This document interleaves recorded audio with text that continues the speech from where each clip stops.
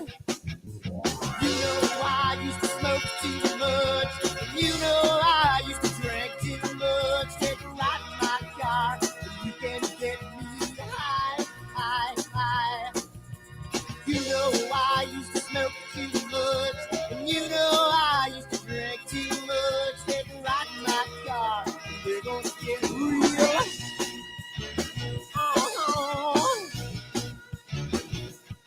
I'm feeling good. My little lady, she's gonna take me to the other side. I'm feeling nice. My little lady, she's gonna keep me moving on. I'm gonna run till I drop to the break of dawn. Never gonna stop. She's gonna treat me right. I'm feeling good. My little lady, she's gonna take me to the other side. You know I used to smoke too much. And you know I used to drink too much. Take a ride in my car. And you can get me high, high, high. You know I used to smoke too much. And you know I used to drink too much. Take a ride in my car. And we're gonna get real. Come on, baby. Let's take a ride. I don't know where we're gonna go, but first, let's dance.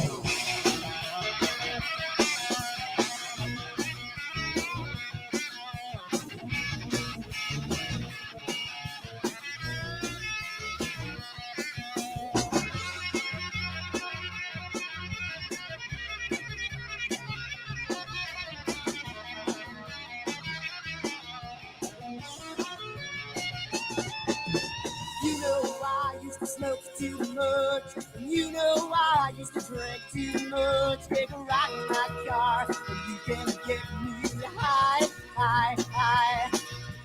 You know I used to smoke too much.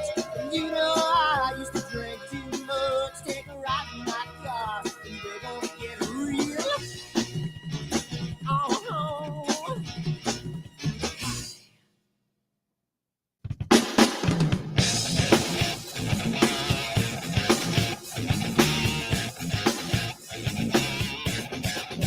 Hi everyone, Dan here, and I just wanted to put a little snippet about AstroWorld and what we do because I want to start getting the word out because I think it's becoming more and more of a giant community, and I want to get the word out to some other people. So what we do at AstroWorld is we hold astrophotography chats on Wednesdays at 9 p.m. and Fridays at 8 p.m. Eastern Time. And we just talk astrophotography. Wednesday's more of a techie kind of advanced intermediate, and Fridays is more of a newbie kind of thing. So if you want to check us out, and if you want to, hang out with some semi-decent people that like to go off the rails a little bit and have fun while they're doing it, come check us out at astroworldweb.com, and you can check out the schedule, and you can sign up for all the free giveaways that we do. We just gave away an Eagle 4 Pro, an Optilong filter kit, Charles Brackenstein's books, and a whole bunch of other stuff. So come to astroworldweb.com, hang out with us, have a good time, and as always, remember to keep imaging, keep educating, and clear skies. And I'll see you soon. Bye-bye.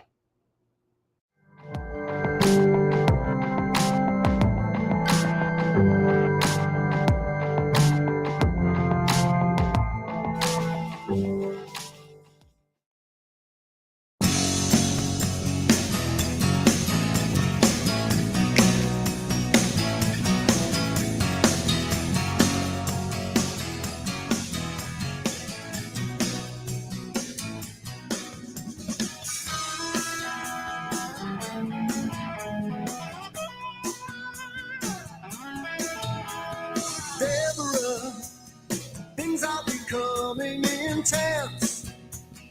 I ripped my jeans on your fence, hiding away from your man. Oh, it's a passion. Oh, tell a tale of 1,000 lonely days. Yeah, she's a real thing. Yeah, only I can make a change if you want to be too.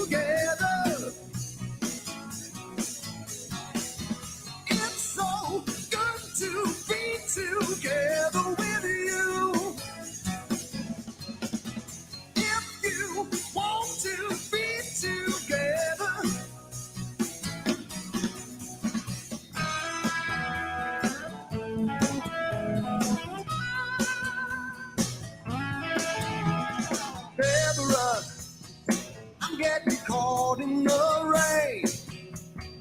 And any calling your name. Guess I got no one to blame. Yeah, it's a small town. Yeah, all the people turn and stare.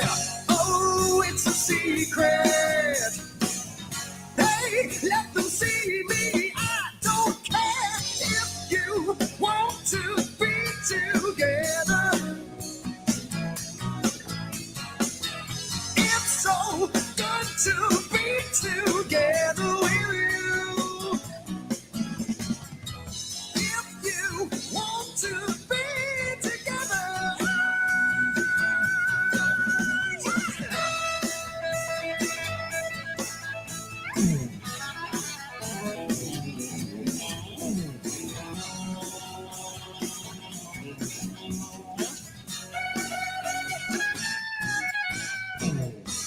If you want to be together, it's so good to be together with you. If you want to be together, say you want to be together. I'm feeling really guilty, but it feels so bad. Yeah, so good to be together. Get we did it before, we can do it again. I'm tearing out my hair, 'cause I don't know when so good. You want to be together. Yeah. It's so good to be together. Yeah, so damn good. If you want to be together, it's so good, it's so good, yeah.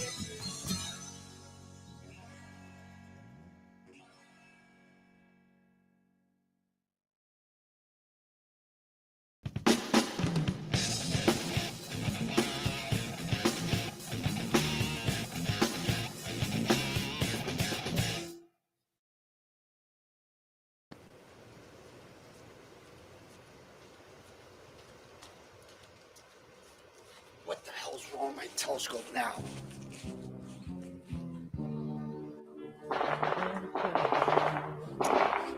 Damn, what's wrong with this thing?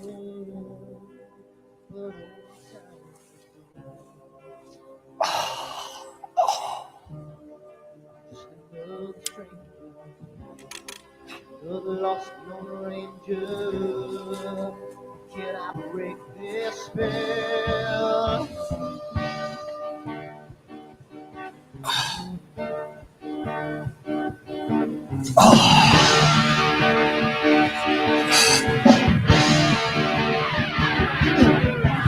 Do one thing right, do I make two things wrong? If I want that fine line, I'll always take the fall.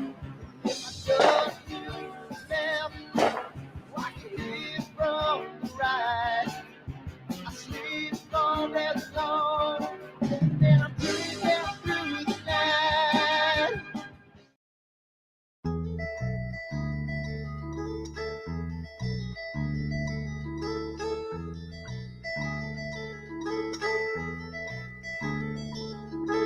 I wonder what it was that made me want you. She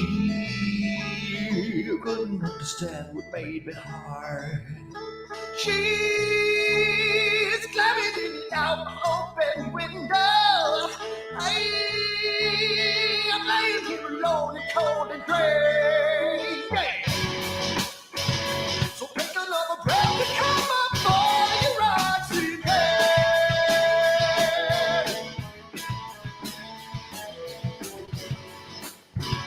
And now you wanna kiss the flesh and blood of every man. Every man. And when the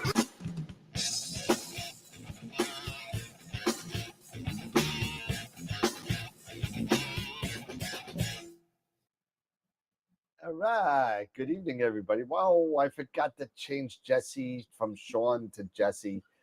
Oh, So I got a sorry. new name tonight. You're Sean.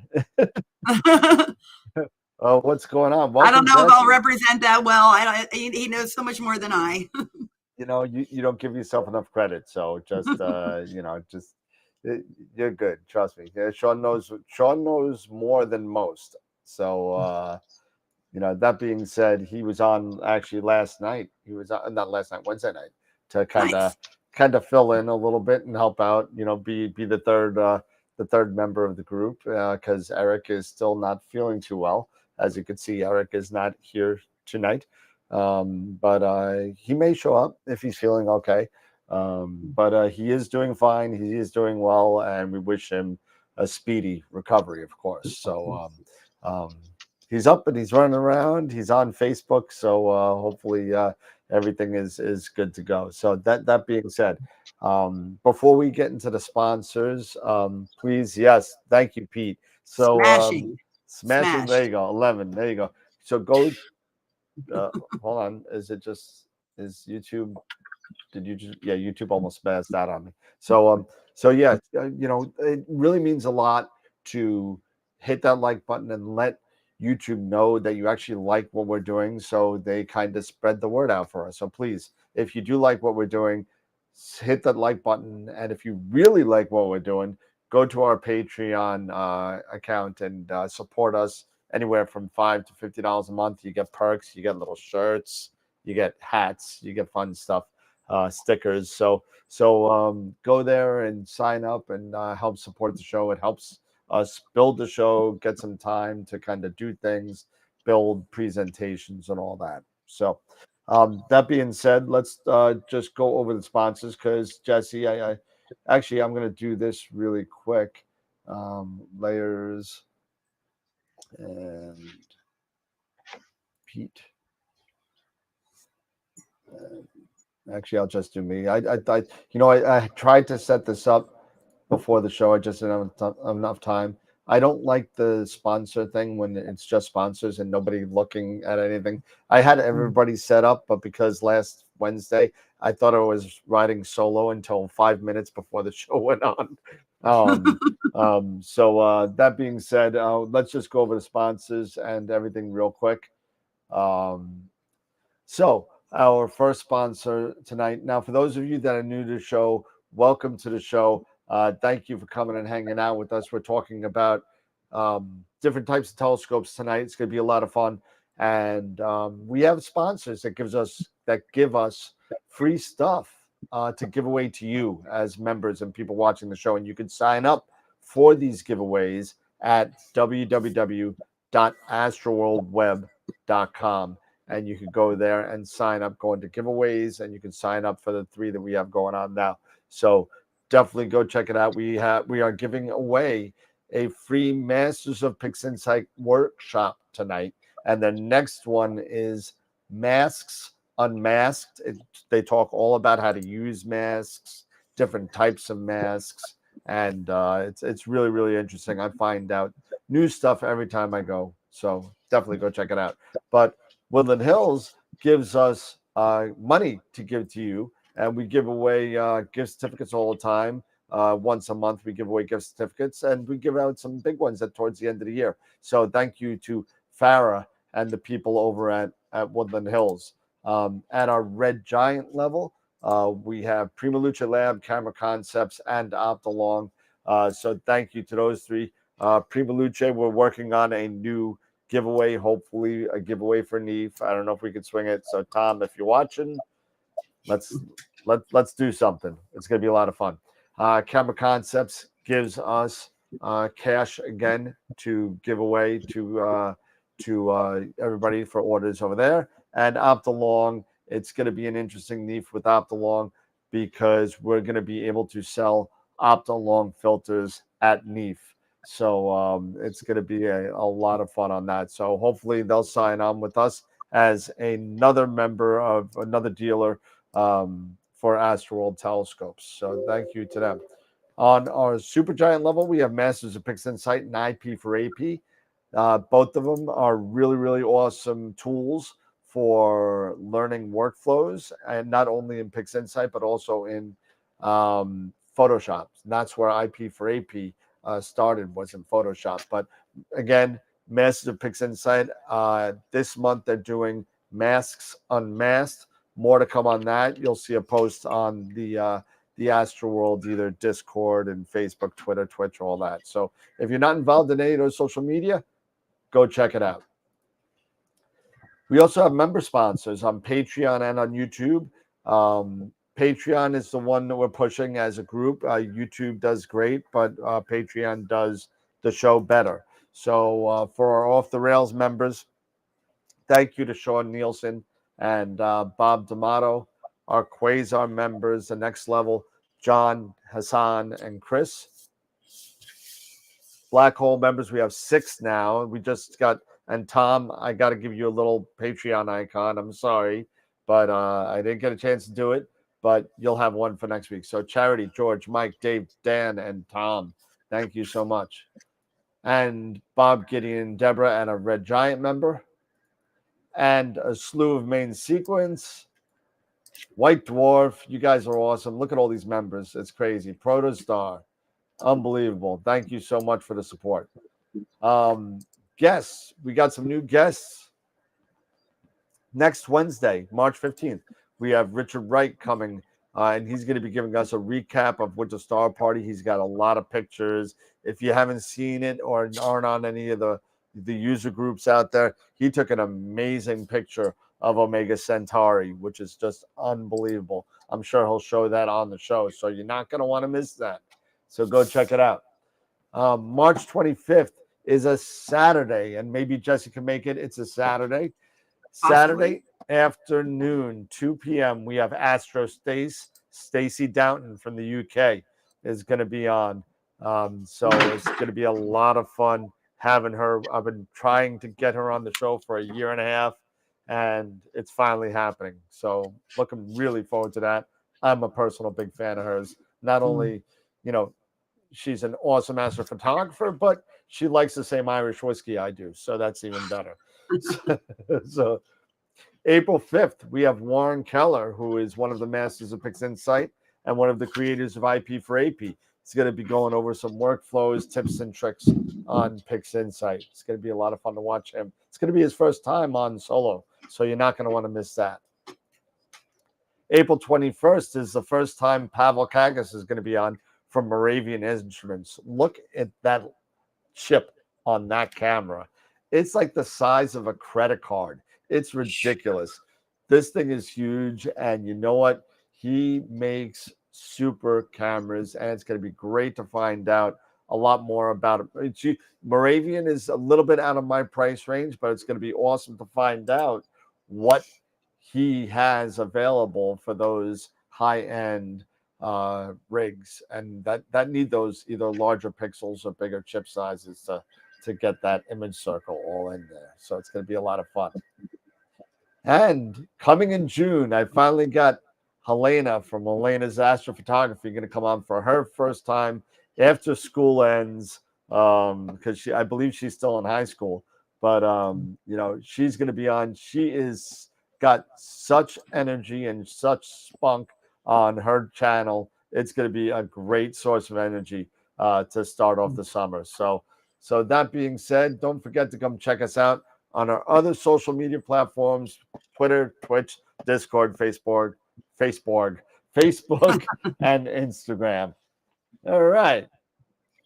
So that being, wait, I see Eric in the mix. Hold on a second. Now I see him. Hold on. Let me switch over here. And Eric is here. If I could just get, all right, unexpected, Eric, but give me a second. I'll fix this. I can do this. My dad's got this awesome set of tools. He can fix this. And let's see. Eric, and one more thing, and there we go, and bam. And all the names are right. There you go. What? What? See you. I don't see me or anything, but it's all good. No, you don't see that because it was set to 3, but That's okay. Give It's me all one good. second. Hey, No, everybody. I'll change this to the output, and now you'll see everybody. There we go. There he is. Hey, Eric. Good to see you. How are you feeling, my friend? How you doing? It's good. I'm getting better. Every day is a better day. So excellent. It's good. Well, you must be eating Cheerios because you got the General Mills logo on, right? Yeah, well, to be honest, it's the only thing because total transparency, I'm walking around in pajamas. Don't stand up and get your scope, all right? We don't need you to see you running around in underwear, all right? Oh man, so I wanted to throw something on. Yeah, well, thank we you. appreciate this. Appreciate the modesty. Don't want to be showing those guns, Hey, I don't want to show up make anybody feel inadequate, dude, I feel inadequate every day, man. I got no upper body strength. Don't worry, but I could kick the hell out of a football. I'll tell you that. But, there you go. There you go. Hey, I'm glad you showed up, man. You giving me a chance to let you know some new news about AstroWorld Telescopes. So that we became a dealer in Explore, Pegasus Astro, and Primaluce. Yep. Today I added Rainbow Astro. I spoke to Tolga, and we're in with Rainbow Astro. So there we go. More to know on that. So just so everybody knows, if you want to order anything from us with those 4 vendors, all you gotta do is go right to the description of the video, and it has my business number on there, and the website's coming up, probably be up by the end of the month. But just so everybody knows, exciting. That was. Tell me them again, Dan, because I'm gonna write it down because I'm not gonna remember. But okay, so for right now, I'm planning on it. If all goes well, we'll be planning a lot with Neef and getting more people. But right now, it's Explore, Primaluce, Pegasus, and Rainbow. Okay. Excellent. And absolutely no 50% discount. No. Well, I definitely, because I need a new power box. So you just made my evening. So yeah, you'll be getting. Yes, I'll definitely be ordering. You got it. Nice. Supporting AstroWorld Telescope, man. I'm really excited for you. I'm excited for AstroWorld Telescope, AstroWorld TV. It's a new chapter. This is awesome. This is some exciting stuff. You've put a lot of time, effort, and work into this opportunity, and I know you're going to make the best of it. And I'm just excited. Yeah, it's going to be a lot of fun. So, and I will promise everybody watching right now, I will promise everybody, and I'm saying this live, I promise you, I won't sell out. I won't do anything. This is still going to remain the same show that it's always been. Lots of fun, lots of information, and lots of just dead out honesty. So, I mean, and that's what we've always thrived on. That's what we've always been, and that's what we will continue to be. So don't be afraid about any of that. That's what it is, man. That's not going to change. Nope. That's not going to change. You can't change who you are, right? That's it. Indeed. So yeah, a lot of off the rails. We're gonna keep doing, a lot of off the rails stuff. And you know what? It's Friday. It is Friday. The tree is gone. The tree is gone. I chopped that sucker down. Chopped it down. So sad. Threw it out the window. So it's Pete. How you doing there, my man? Doing good, Mr. Eric. It's good to see you. I'm glad that you're on the show tonight. We missed you on Wednesday. Yeah. But when Dan told me what was going on, I'm going, wait a minute, my gracious me, you're too young to be going through that right now.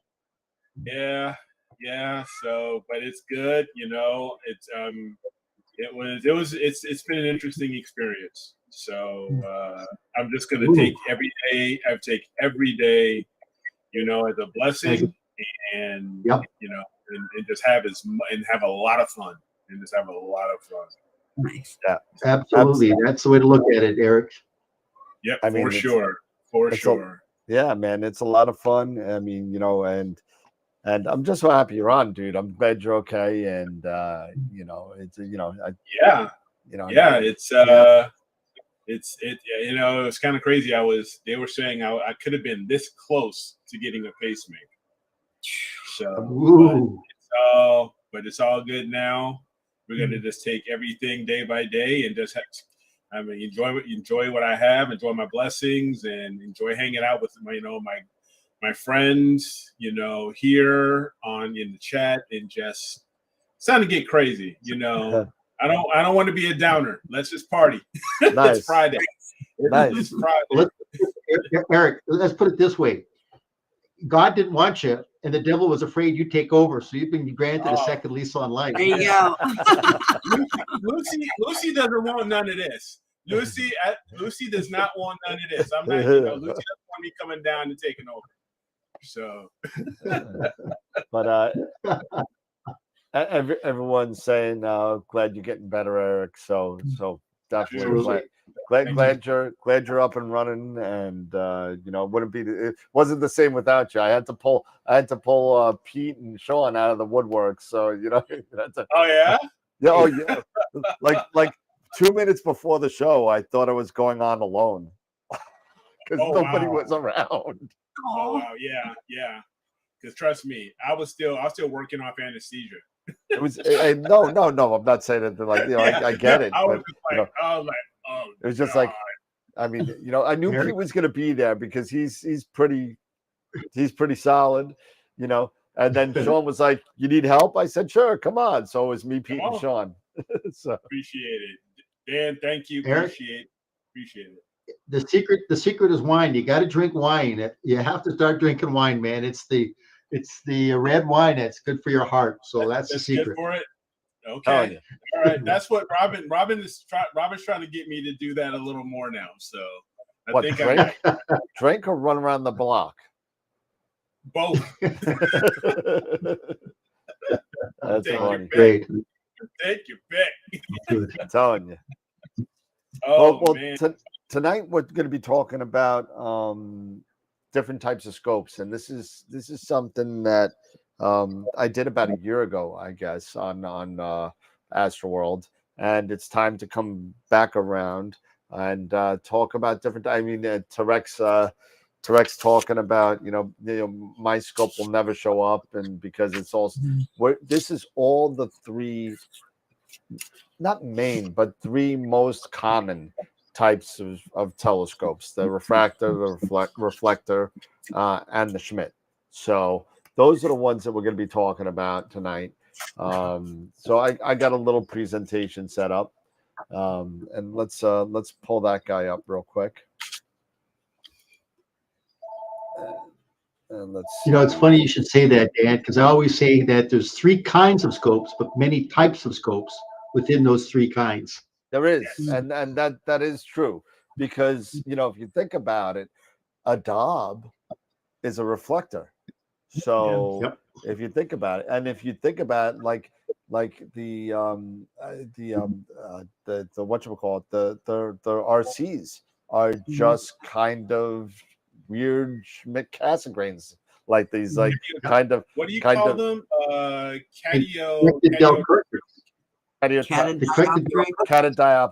Yep. Catadioptric. Yep. There you go. And in the CDKs, the corrected Dalkirkins are basically a combination of lenses with mirrors. So yep. What is that one? I have never heard of that one. Say that one again. Yeah, it's a CDK. A CD. Corrected a corrected Dalkirkin. Never heard of that. Yeah. Think of the plane. They'll be talking about those. Oh no, we're not going there because if we could talk about that later. We're just going to talk about the basics. Again, this is a beginner's type thing. So if you're getting a CDK as your first scope, you need to check yourself in somewhere. Or you have just won the lotto and you just want to, buy stuff. So you just want to buy stuff and just jump right into the deep end of the pool and just don't care. Exactly. This is more. I won the lottery and I'm just spending. I don't know how to use it, but I'm spending. But it's gonna be pretty and shiny, and I look good standing next to my observatory with my CDK, 17 and what kind of mount is that? I have no idea, but but it costs $20,000. I don't know. Okay. Somebody over there that bet they take some pretty pictures with it, but I show it okay. But I don't know how to do it. I can take pictures of it, but not with it.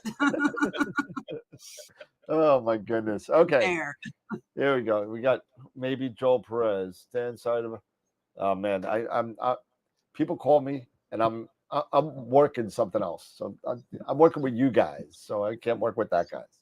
So, all right, here we go. Let's do a quick play and check it out. Oh, let's see if I could do some stuff here with the pictures real quick. And Peter and Jesse. Where's Jesse? There's Jesse. There we go. Jesse. There we go. I think that's everybody. Yep. We all on there? Yeah, we're all in there. And then we'll just do the from beginning. There we go. And let me just do this because I want to see. I'm going to hide the presenter view.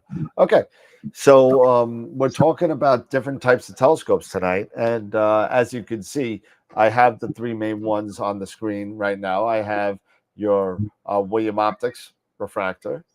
I have your Skywatcher reflector and a Celestron Schmidt in the background.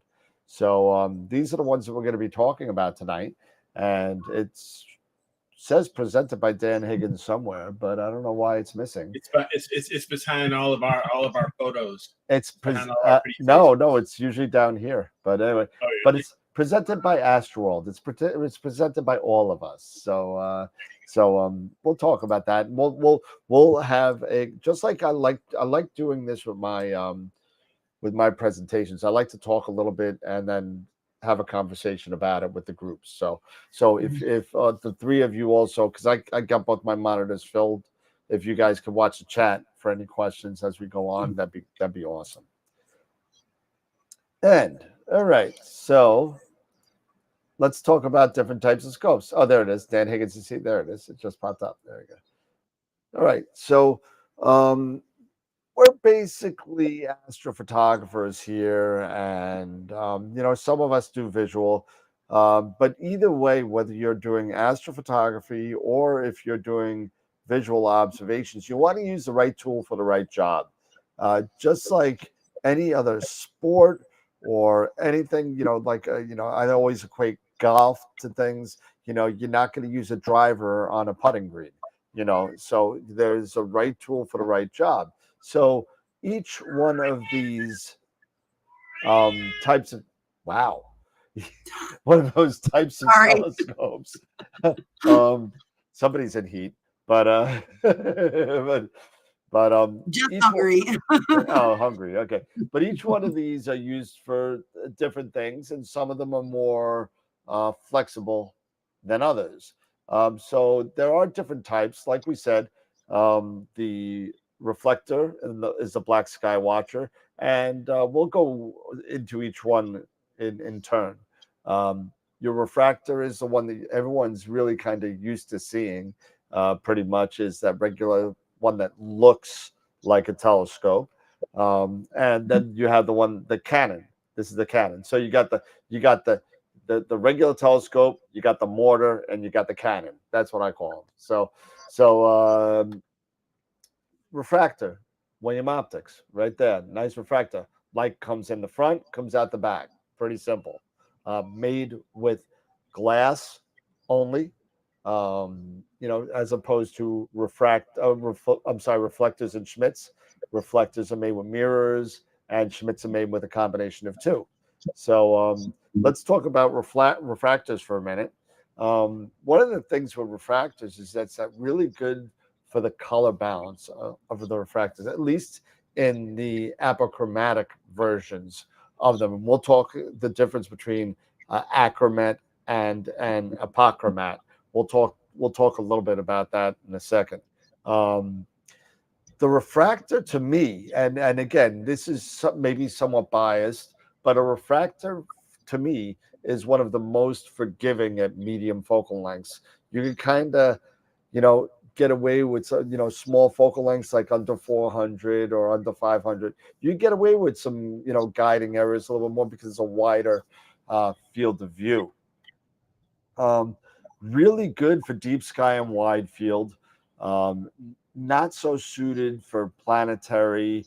Lunar it's good for, but other than that, unless if you're really advanced in your photography, I do know a couple of people out there that do refractor planetary and get good results, but it's a lot rare. It's kind of like finding a buffalo head nickel. It's very, very rare to find somebody doing planetary with a refractor. So we'll talk about the better telescopes that are more suited for that a little bit later. Refractors, for the most part, have low maintenance. Most of the other telescopes have something called collimation, where you're going to have to do. Refractors do need to be collimated occasionally, but the times are way spread out. I have yet found that I've had 7 or 8 different refractors. I have yet to have to collimate a refractor of any of the ones that I've owned. Not to say that sometimes that there are issues with pinched optics and stuff like that, but if you start seeing some weird stuff in your stars, that's when you're going to want to bring it to somebody and get it, make sure that your elements are all aligned correctly. So we spoke about not really suited for planetary. We spoke about made from glass and not mirrors. Again, refractors are made from glass. However, the thing about refractors is compared to their mirrored counterparts, they are a lot more expensive per inch. Okay. Now you see this Celestron right here, this 8-inch SCT, right? How much? And now I'll throw this out to the group. How much do you think that Schmidt costs? Retail. How much do you think it costs about an 8-inch Schmidt, guys? An 8-inch Schmidt? Yeah. An 8-inch Schmidt's probably about 12 to 1400. Okay. I'll take that. Now, let's talk about an 8-inch refractor. How much do you think that would cost? 8-inch refractor? But besides needing a flatbed to tow it, I mean, Exactly. Having to go to the gym every day just to be able to lift it up and put it on top of that mount. Oh, I don't know, $6,000. Yeah, so I would say a lot more than that. Oh, it's a lot more than that. It would probably be. I'm just throwing it. I don't even look at those. I don't even. They're out of my price range. They will always be. Yeah, you're talking. It'll be 30K. 30K? Yeah. There you go. 30K. There you go. That sounds more like it. So that just says, but they're huge. No one's going to carry around an 8-inch refractor. It's going to be like 12 feet long. It's going to be crazy. But that being said, they're a lot more expensive because of the correction of the lens, and it's all made out of glass, ground, and everything. It's really, really, it's a lot harder to make. Mm-hmm. So, apos versus acros. Okay. Let's talk about acros first. I know I listed it second, but let's talk about acros first. So, achromats. Okay. So, achromats usually are are telescopes less than 3 elements. So, 2 or, usually 2, the doublets. Okay. And now what happens is, usually in the red and the blue wavelength, right? It only has 2 elements. So it gets the red and the blue wavelength to match at the focal plane. However, that leaves something. That leaves the green to be a little bit out of focus. And that creates something called chromatic aberration. Okay.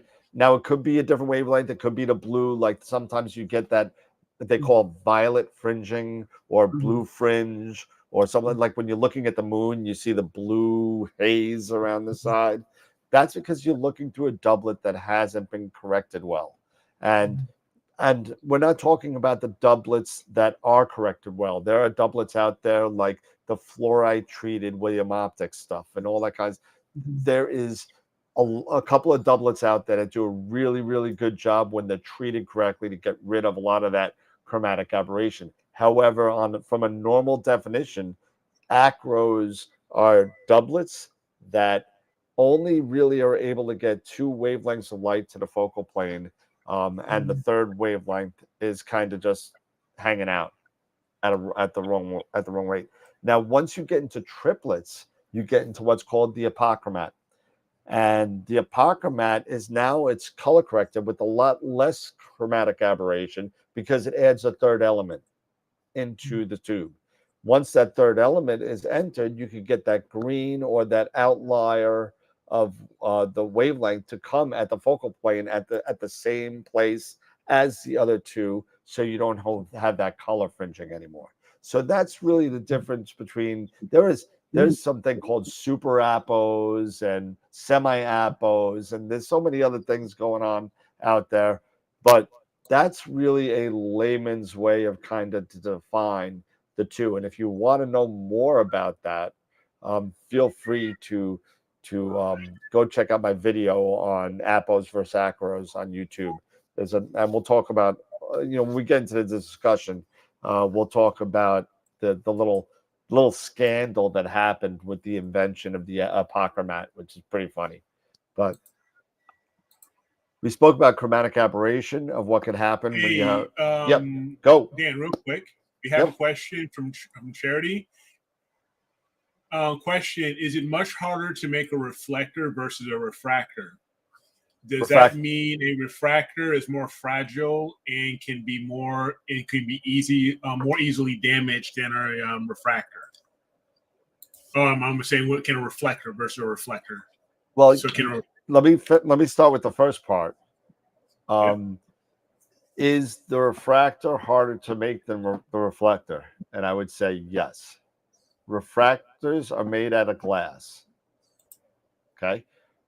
Mirrors are ground and coated and whatever. There's still a process to do that, but that's why it's also a lot cheaper too, because they can mass produce those mirrors. Pete, does that make sense? Am I explaining that right? Oh, I'm sorry, I wasn't listening, Dan. What was the question? No, it's all good. It's all good.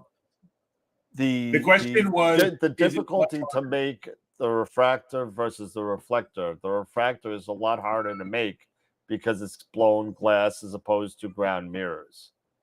Exactly. And as you were saying is that with 8 POs, right, you've got 6 faces, right? Each glass has got 2 sides.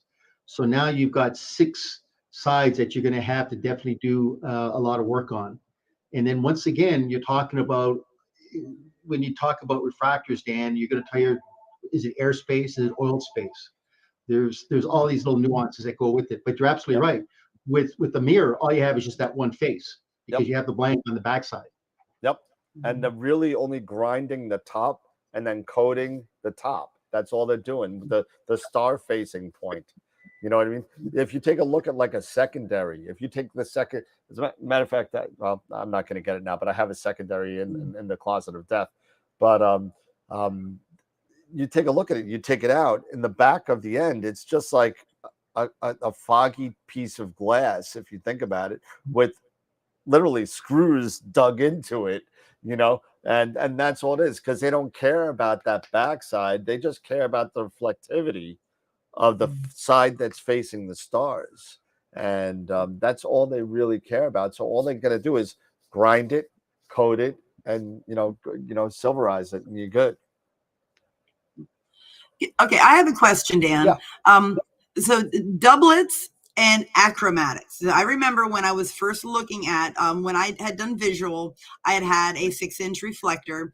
And again, coming from visual astronomy and not having done it in a long time anyway, I mean, it was always the bigger, the better. So, trying to learn about refractors, and never had one that didn't come in a box from Sears. So, trying to learn about, the ones. Tascos, yeah. That's one, yeah. Task. I couldn't come up with a name, but I remember looking at the, like, okay, so we've got the achromatics and the apos, and then looking at the difference between the doublet and then the acro. So, what makes if an achromatic has 2 lenses and a doublet has 2 lenses? What exactly are they doing with the doublet to make it quality enough that we can use it for astro imaging? And I remember seeing the aerospace and the oil space and the different types of glass, and my brain just about ready to pop. So where is I have a cheap dollar store telescope here that's not going to do much. Let's let the kids play with this one. And hey, I've got a good piece of equipment. So where is that change happening? Okay, so with the doublet, let me just talk. The doublet and achromat, they're not interchangeable, but they're close to the same thing. Okay, now you're right. The coatings of the glass are what, and you know what the funny thing is, and I'm going to throw this out to the group as well. Many telescope or refractor makers now, if you take a look at their websites, they're not telling what type of glass that they're throwing in there anymore. Some say FPL 53, some say FCD 100, but there are others out there that don't even put anything out there. They just say fully coated ED glass or something like that. A lot of people aren't, because you know what? The layman person, and I know I'm going to get yelled at for saying this on the channel, isn't going to know the difference between an FPL 53 and an FCD 100. I had no idea. I mean, no clue. When I was looking at them, no idea. And so, yeah, I was a layman and I had no idea. They could have been like, this glass is really shiny. Or this, or whatever. And I've been like, shiny? You could see through this. It's glass. Yeah. but the whole thing is, I've imaged with FCD 1, FCD 100, FPL 53, and I forget what was before FPL 53. I forget what it was called. It's like, what was the one before that? FPL 3 or? God. Yeah, I know. I'm going back to Pete. Don't worry. Don't. But there are numbers of different types of glass, and I got to be honest with you. I mean, I am not a Bob Gendler. I am not a Adam Block. I am not all these people that are super, like Damian Peach. I am not. I can't really see the difference between the FCD1, FCD 100, and the FPL 53. I can't really. Maybe I'll see a little bit of it, but I don't know if it's worth the cost. That's something that everybody has to judge on their own, really. A lot of people may see differently than I do, but that's where I sit. But throw it out there. Anybody want to chime in on that?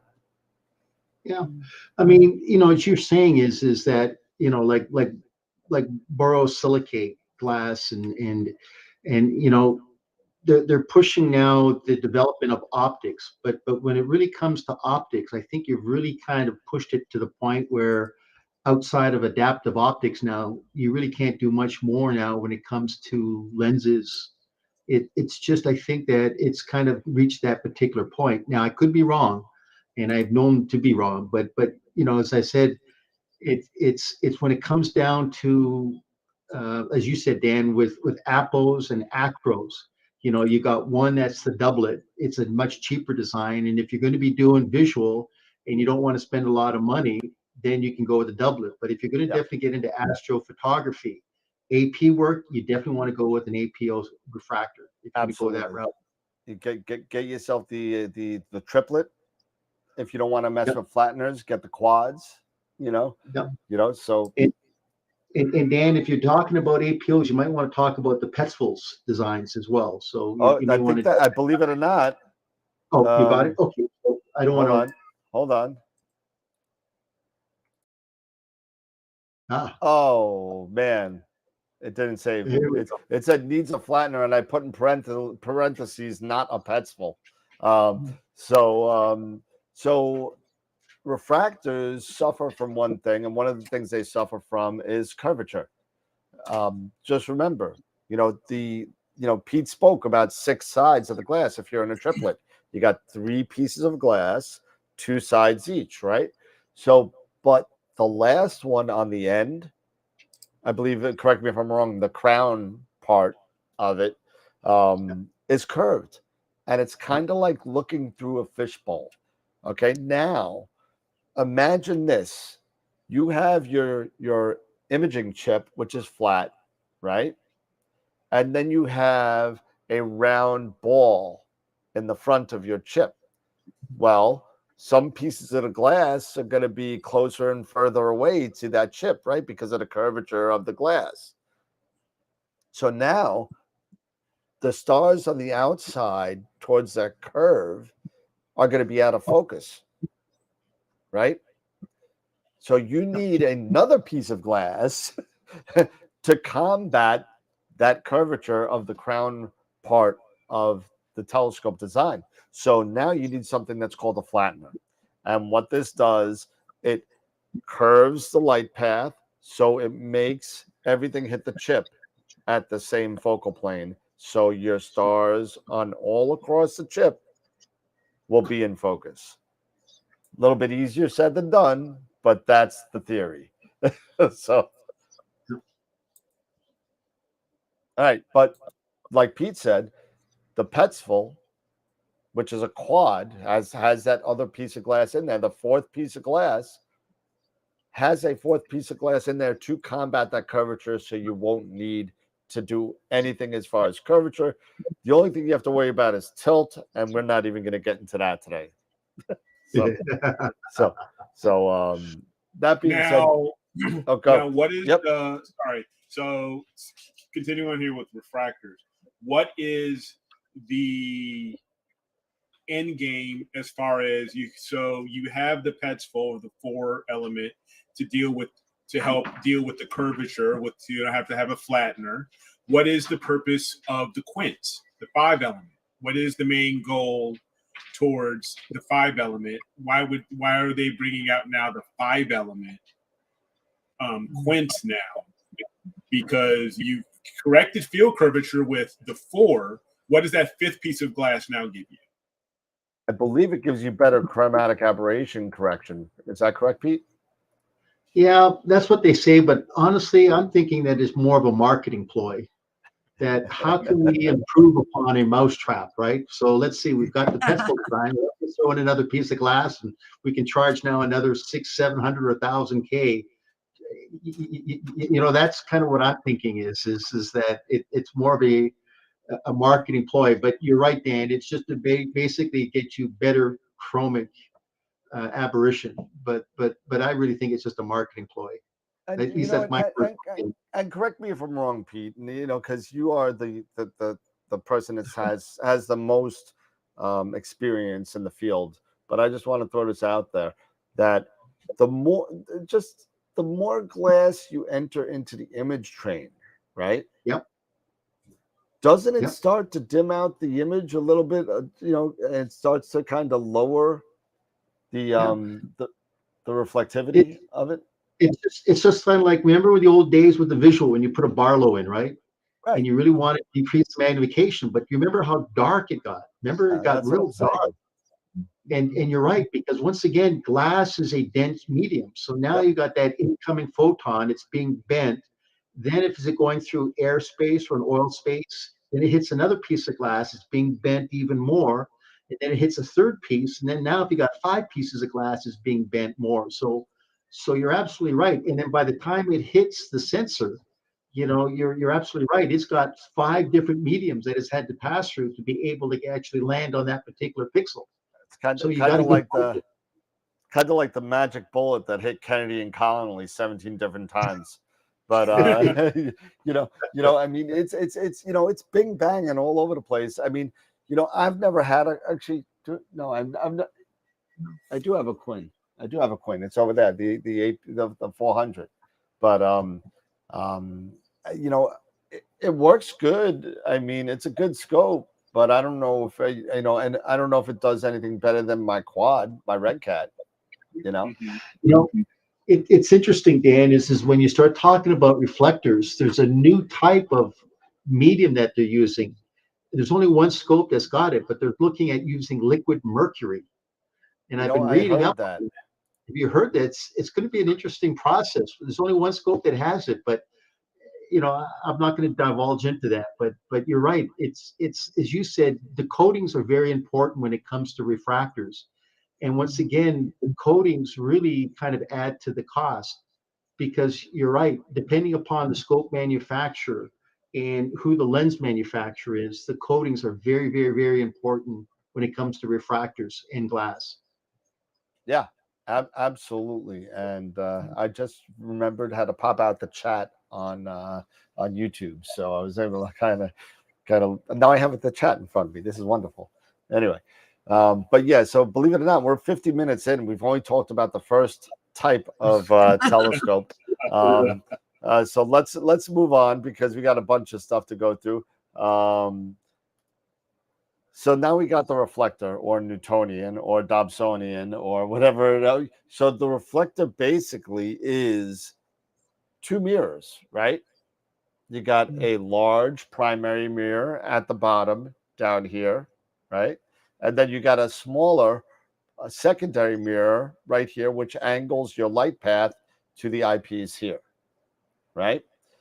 So very limited chromatic aberration, not so much, depending on the object. You have, you might have, unless if it's a inferior coating of the mirror, you can get that violet fringing on it. So you definitely, this is, I believe this is a Quattro, this Skywatcher. So, you spend the money on a Quattro, you're not going to have the CA that you would have, let's say, if you bought another inferior scope from like Jesse's Sears telescope that she was talking about before. But we spoke about it. It's made it with mirrors instead of lenses, which makes it cheaper. It makes it a lot cheaper compared to its glass-made refractor counterparts. Just like we spoke about an 8-inch refractor versus an 8-inch Schmidt, it also applies to an 8-inch Newt or reflector. So because they're made out of mirrors and they're only working with one side and they're mass producing the mirrors, it makes the price lower. Not to mention the fact that this is a hollow aluminum tube. You know what I mean? It's not an enclosed. Lighter. Yeah, It's a lot lighter weight too. A lot lighter. An 8-inch Newt and an 8-inch refractor. One you could carry on your shoulder, the other one you need a truck. So I mean, so that being said, but because they're made out of mirrors, you tend to get a better focal ratio on most reflectors, which means that for us astrophotographers, it makes it what we call a faster telescope, which means you're able to gather the photons at a quicker speed, which makes your imaging exposure less.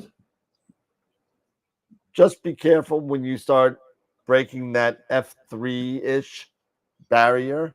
If you start going to that speed, you may need specialized filters and other things. So that's stuff you want to kind of be aware of.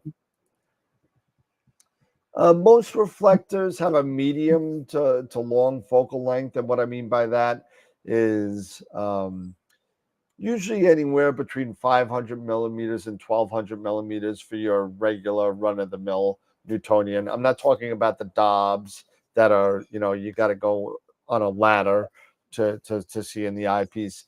But, for your regular imaging 10-inch reflectors, 8-inch reflectors, you're talking somewhere between 7 and 1200 millimeters in focal length. So you're able to get a decent resolution with a faster telescope so you can get those images a lot quicker.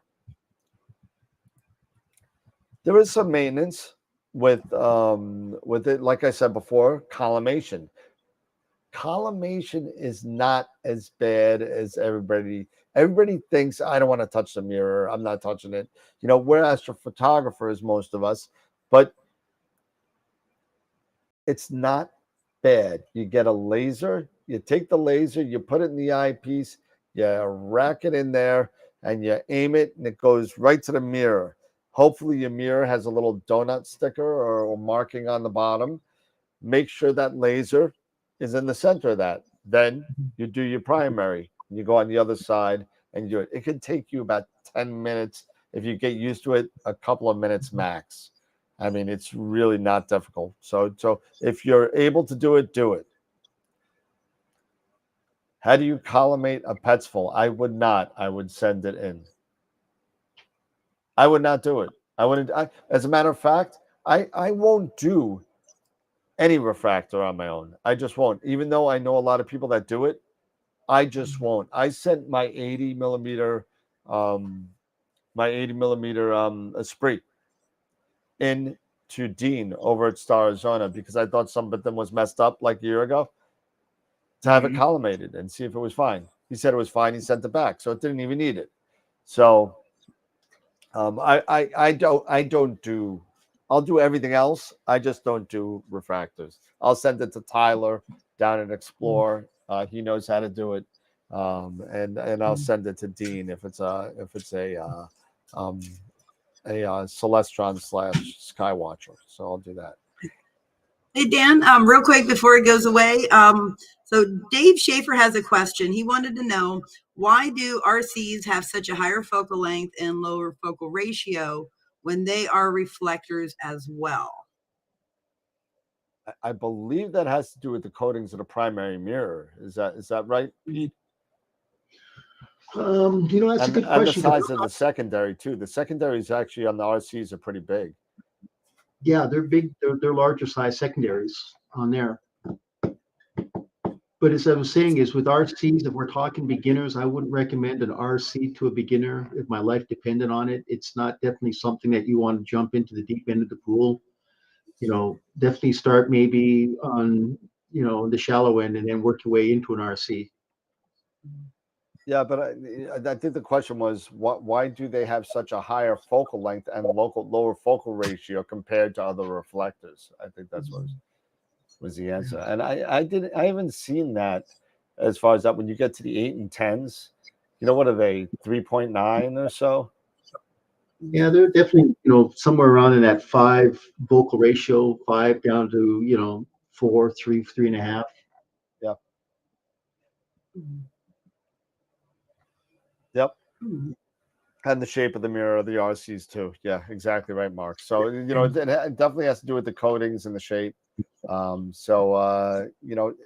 are a lot. I'm not a huge RC person. I've collimated an RC and I did not have fun doing it. I have to thank, if you haven't seen it, you don't know how to collimate an RC, Alan Mitchell on YouTube, who has an incredible YouTube following right now, who has been on the show, has a great video on how to collimate an RC in, with the concentric circles from Harry Glatter. So pretty good.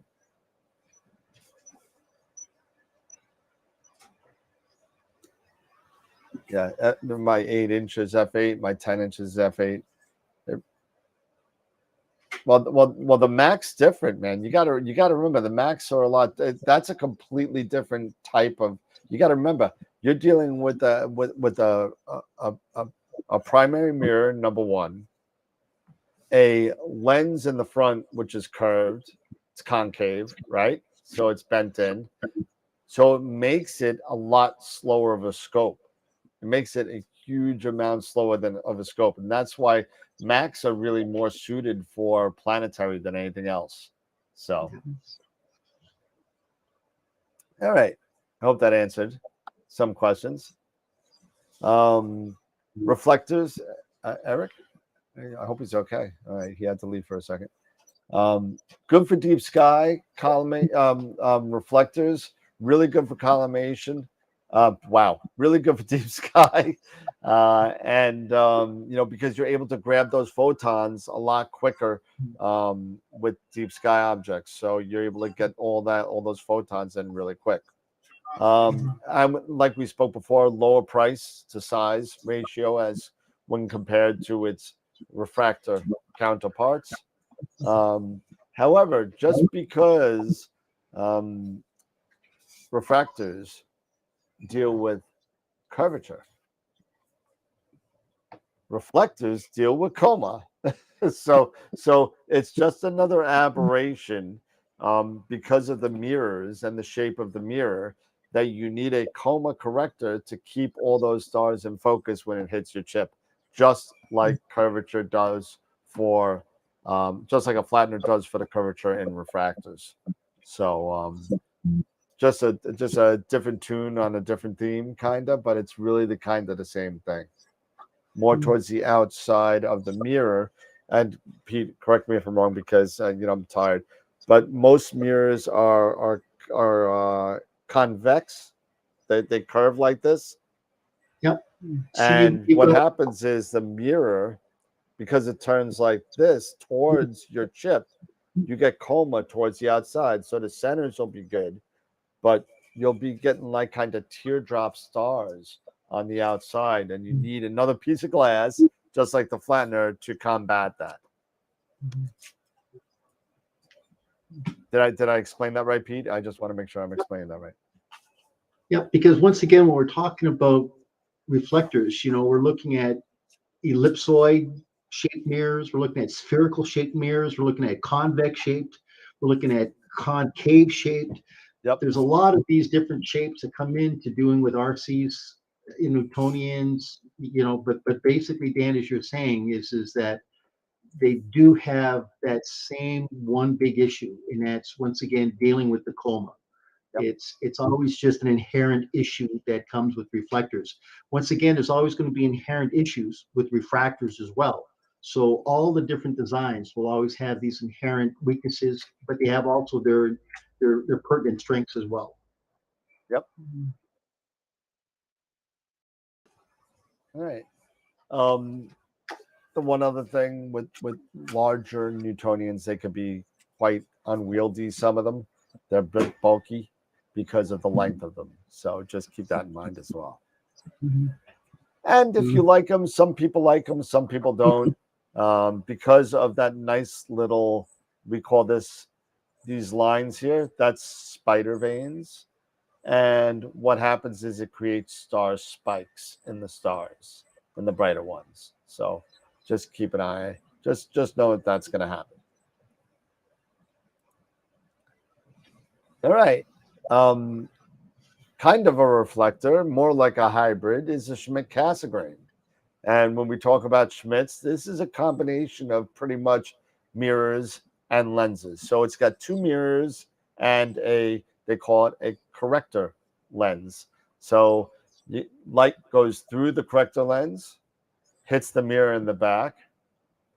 There's another mirror right behind here, this little space right here. And then it shoots out the back to the eyepiece. So it's bouncing back and forth a couple times. So that gives you a longer focal length, which is kind of cool. And you should definitely take a look at it. Made with mirrors and lenses. Usually has natively a higher focal ratio. Now you could add adapters to that as in focal reducers, which could get that down. Dan? Yeah. Sorry, is there a way you can maybe move our images because it's blocking the Schmidt, the photos? Maybe move them down, or maybe over to the opposite side, or something. I could do that if you just want to give me 1 second here. I can put everybody. Let's see. PETA is fine, and I am not fine. So let's do. And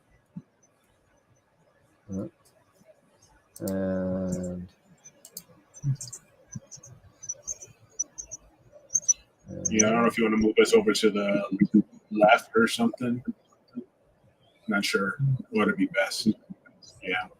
And Eric. Wow.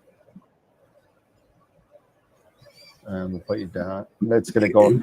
It's gonna go in front of everything. But let's do that. Yeah, that's good. And then we'll move Jesse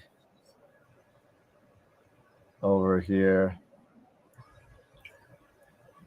Yep. And kind of like that. We'll leave Pete there. Yeah. Let's get Yeah, another shot. Now we can see him. We'll put Pete in the corner. Nobody puts Pete in the corner. Where's the dunce hat?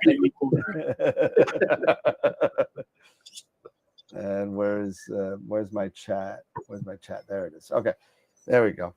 All right. So again, we spoke about slower scopes, and the reason why that it's a slower scope because that light is bouncing back and forth all over the place. Just imagine this scope is your 8-inch Schmidt-Cassegrain. This has a 2032 millimeter focal length. Okay. Oh, geez. Dave, be quiet. 2032 millimeters. Now I'm going to take a guess that this is about 1200 and this is probably about 500 or 600. This is, I think, a 120. So this has the highest focal length out of all of these, but look at the size of this. This is probably smaller in size than the refractor. And that's one of the attractive things about Schmidt-Cassegrain is the portability. It's got a long focal length. Some maintenance, same thing. Collimation will be needed with the Schmidts. Great for deep sky. Great for planetary. However, if you're going to do deep sky, you're going to want to grab a reducer, a 0.7, 0.8, whatever you use. You're going to want to, get the reducer to speed up the scope. Just remember when you're doing that, when you speed up the scope, you're losing some of the focal length. So now if you're using a 0.7 instead of 2000 millimeters, you're probably about, what is that, 0.7 times 1400, I think, something like that. That's where you're at now. So you're getting a wider field of view, but you're losing focal length. So just keep that in mind. One is reciprocal to the other, directly inversion of one of the other. So definitely keep that in mind. We spoke about compact for the focal length. Yeah, I mean, the Hyperstar, absolutely. If you have a Hyperstar compatible for a Schmidt, you get down to f2. But then again, you're going to f2, you're 1/5 of the focal length now. So now you're at 400. So me, if I'm going to go down to 400 to get down to f2, I'm just going to buy a Rasa and be done with it. I'm not going to buy a Hyperstar to add to a $2,000 telescope to get a Rasa.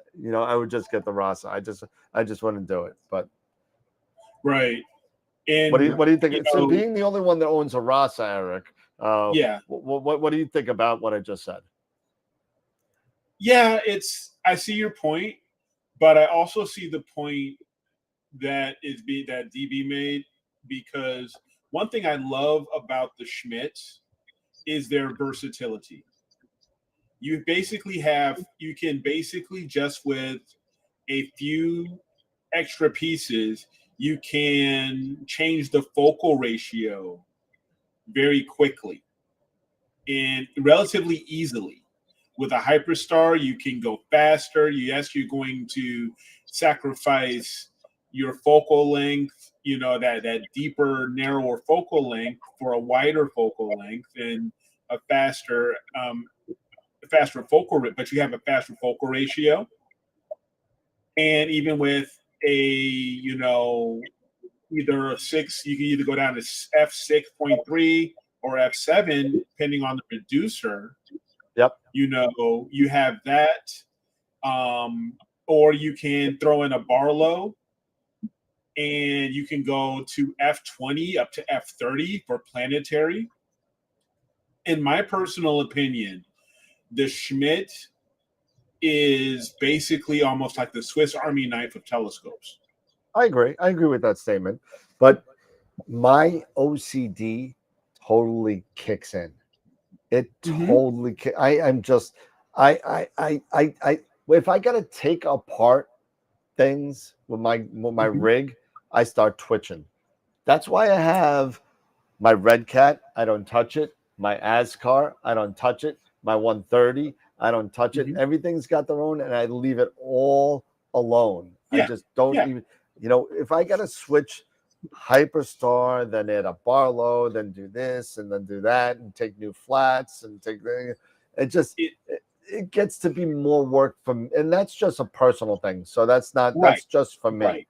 There are people out there that have no qualms about doing all the stuff that would require, and it's not. I'm making it seem a lot harder than what it is. It's not that hard, but for me, I just don't want to be bothered with doing all that stuff. I just want to sit here. I want to take my telescope and I want to put it on my mount and I want to go. I don't want to have to worry about taking new flats. I don't want to have to worry about taking new anything. I just want to take it and go.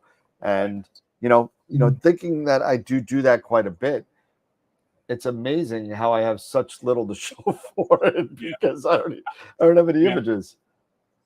To be perfectly honest with you, I got the Rasa before I got my Edge 8, right?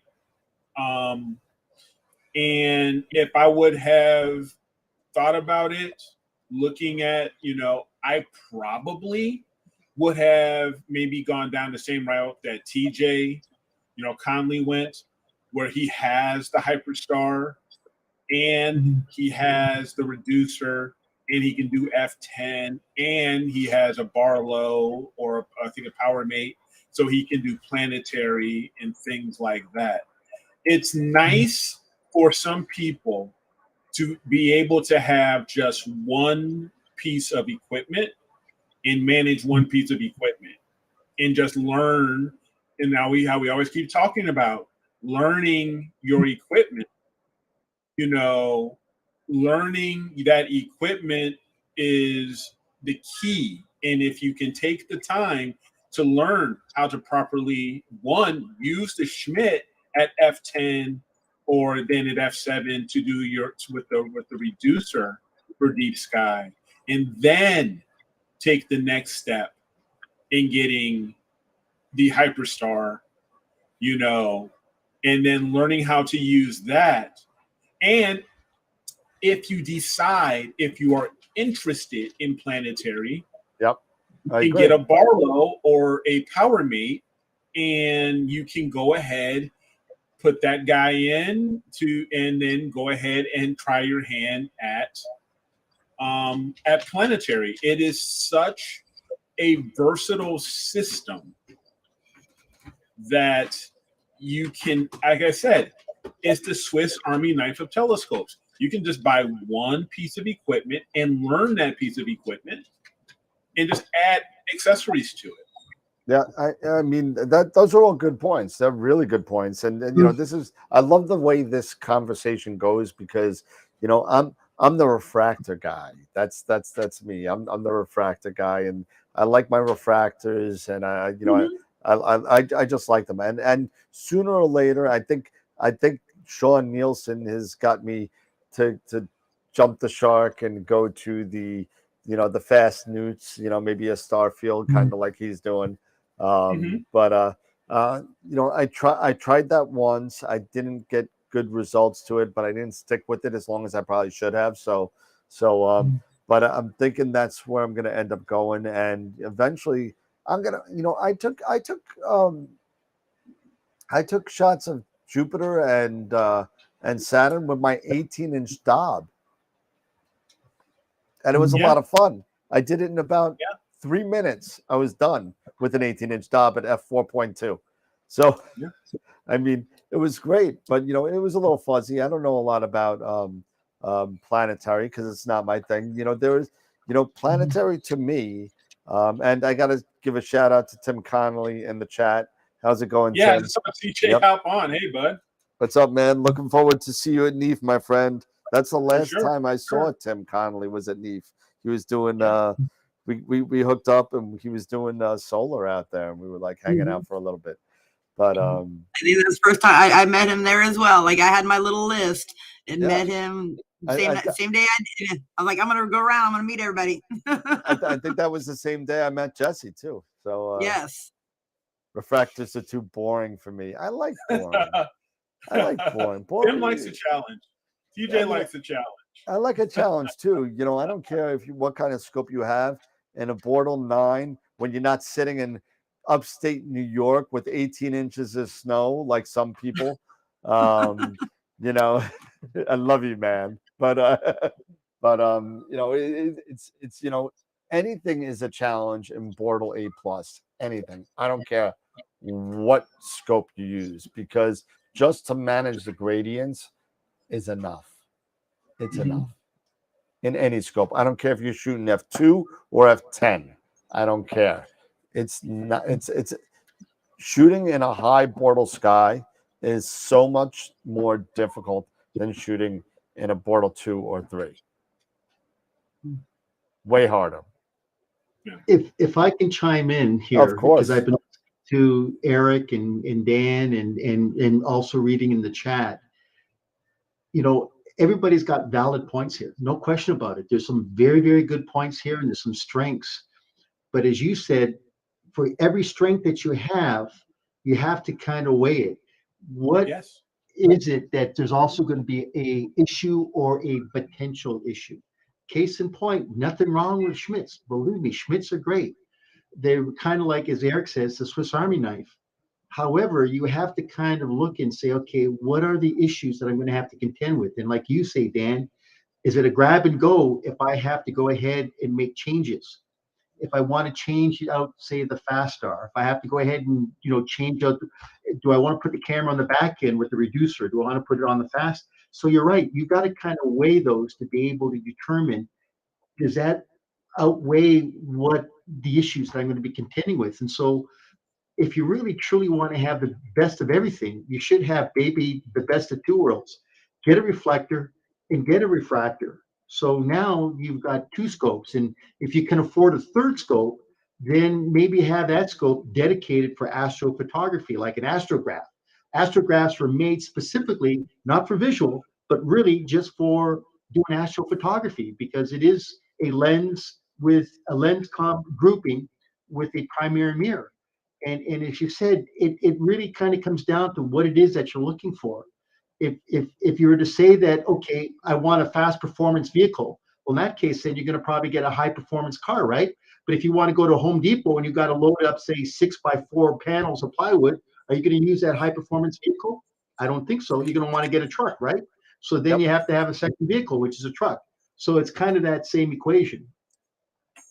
Agreed. Into like, and it goes on to the title of the presentation, the right tool for the right job. Yep. You know? So absolutely.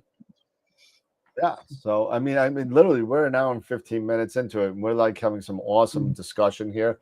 You know, it's just amazing. You know, I start to go into mounts a little bit. Let's see. All right, I'm gonna real quick while you're pulling that up. And Mark Ellis is in the chat just telling Tim that he needs to come on the show and give us a class on how to solar image, and I am going to absolutely back that one up. Yes. I was just believe it or not, Tim, I was just texting you, but let's get this off here real quick. So you know, listen. A lot of stuff out there, a lot of really, really good discussion about there. You know, the funny thing is, and I'm probably going to screw up the story a little bit because I'm doing it from memory, but just to give you a little story about the invention of the apochromat, right? So way back when things were being invented, not like we invent them now, but the apochromat was about to be invented. This guy came out, you know, figured out that when you add a crown and a flint glass, when you're talking about the acros, that when you put it together, there's some capability of getting some of the light waves to the same point, and when you put the crown and the flint together, it helped out. And what happened was, I believe his name was George Bass. I could be wrong, but I believe it was George Bass. And he was like, hey, you know what? If I put these two together, I could get some really good, not as great yet, but the chromatic aberration is less. I'm going to put this together. So what I'm going to do is I'm going to have person X build the crown, right? I'm going to have person Y build the flint, and they'll never put it together, right? So they won't figure out the properties of putting the two together, so I can patent it out myself and take care of it, right? Well, what happened was those two people, X and Y, worked for company A.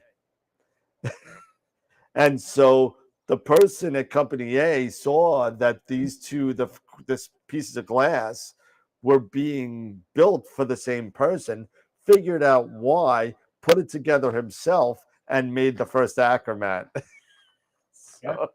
So I thought it was pretty funny how that happened. If you want to know names and stuff like that, I don't remember the whole story, but it was kind of scandalous on how there's more to it when you build the Apochromat later and how it becomes about. And there was a big family battle about the whole thing. It was pretty crazy.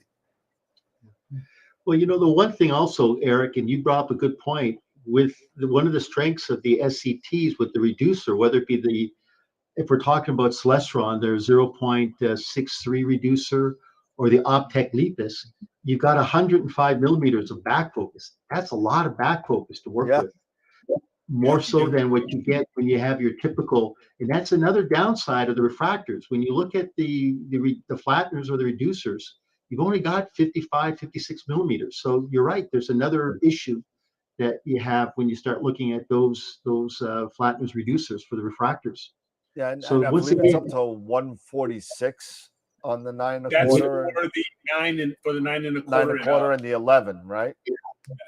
Yeah, and I think even for the 14, it's a bit more. For the 14. Yeah, I think you're right. I think it's but I think it's 146. And you're right. At that high vocal length, you definitely want to have OAG, no question about it. You don't want to actually have it. Absolutely. Yeah. So you don't want to that. Go ahead, Pete. Sorry. Yeah. No, I was just going to say is that it having that much back focus allows you now to put so much into that optical training. Yes. Yeah. And talking about that OAG, we've talked about this, I believe, a while back, maybe a couple weeks ago before I went in, is that there are those two different types of OAGs. You have the smaller prism and the larger prism. But when you're talking about a Schmidt-Cassegrain and their native focal length is well over 1,000, you're talking 2,000 millimeter plus focal length. You've got to get, this is just me saying this, you've got to get that 12 millimeter, prism. You've got to get that larger prism, and the larger, guide camera, sensor, Yeah. And just to segue onto that, you also got now, when you've got that large 12 by 12 pickup prism, you've also got to get the larger sensor on the guide camera. So you're looking at that ZWO 174 mini because you've got to pick up all that real estate. Yep. Absolutely. And I just want to show one slide here for the beginners in the group. Because I did speak a lot and I don't want to take up any more. And I think we're having a great discussion, but beware of stuff like this. So, 675 power with a 60 millimeter scope, you are not seeing the helix. You're definitely not. I haven't seen visually the Horsehead Nebula, with the exception of one time in a Border 1 sky with an 8-inch and an H beta filter. So, you're not seeing it with a 60 millimeter. And not for nothing, with a 70 millimeter scope, you're not getting a picture of the Earth on your cell phone. It's not happening, you know, unless if you figured a way to make the light bend. It's not going to happen. You know, that's funny. I didn't even notice that, Dan. I didn't. I was like, oh look.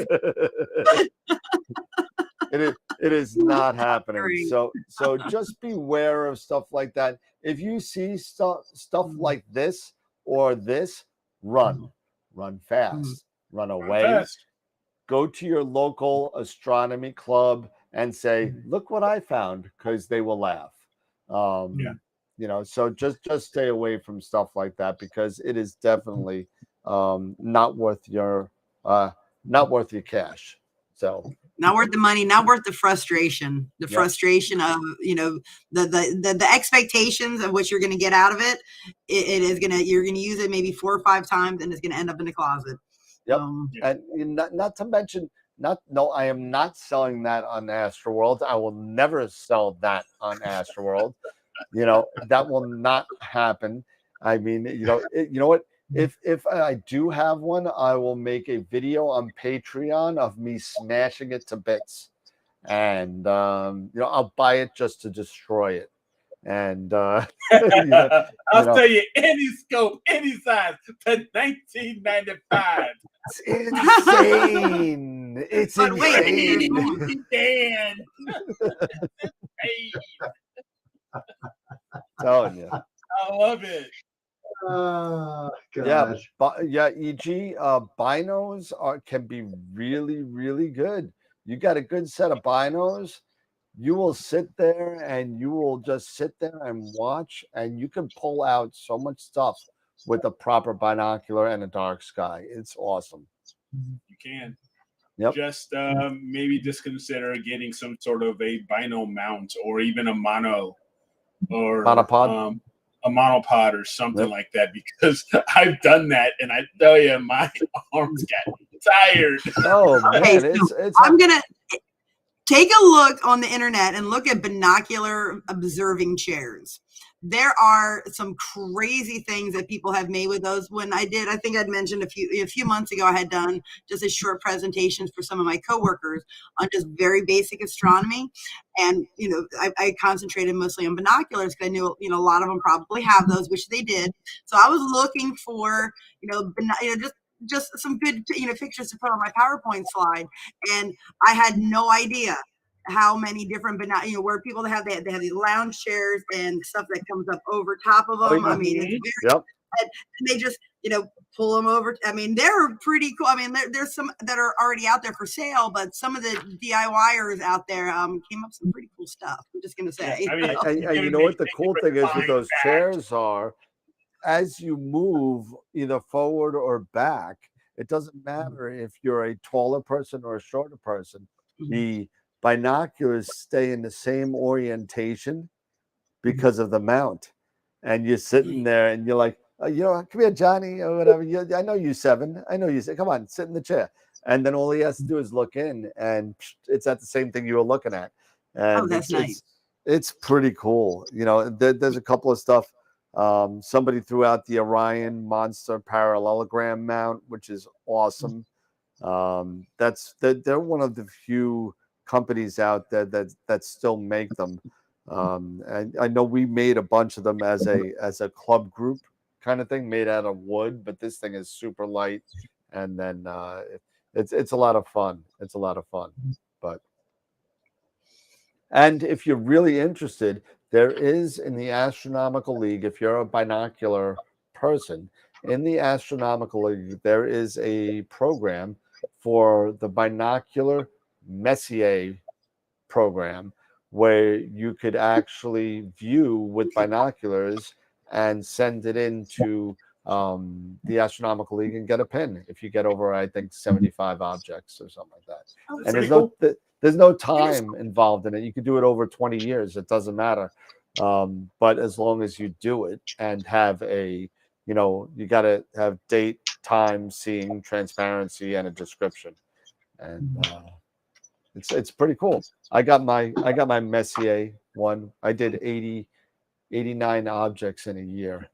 And wow. without doing a Messier marathon. I did 82 in a Messier marathon, and that's coming up soon. By the way, that's next weekend. Of course, it's going to be cloudy in New York. But oh my God, yeah. time already. You had to be in the right conditions. Yeah, but this time of year, this is the Messier marathon time of year.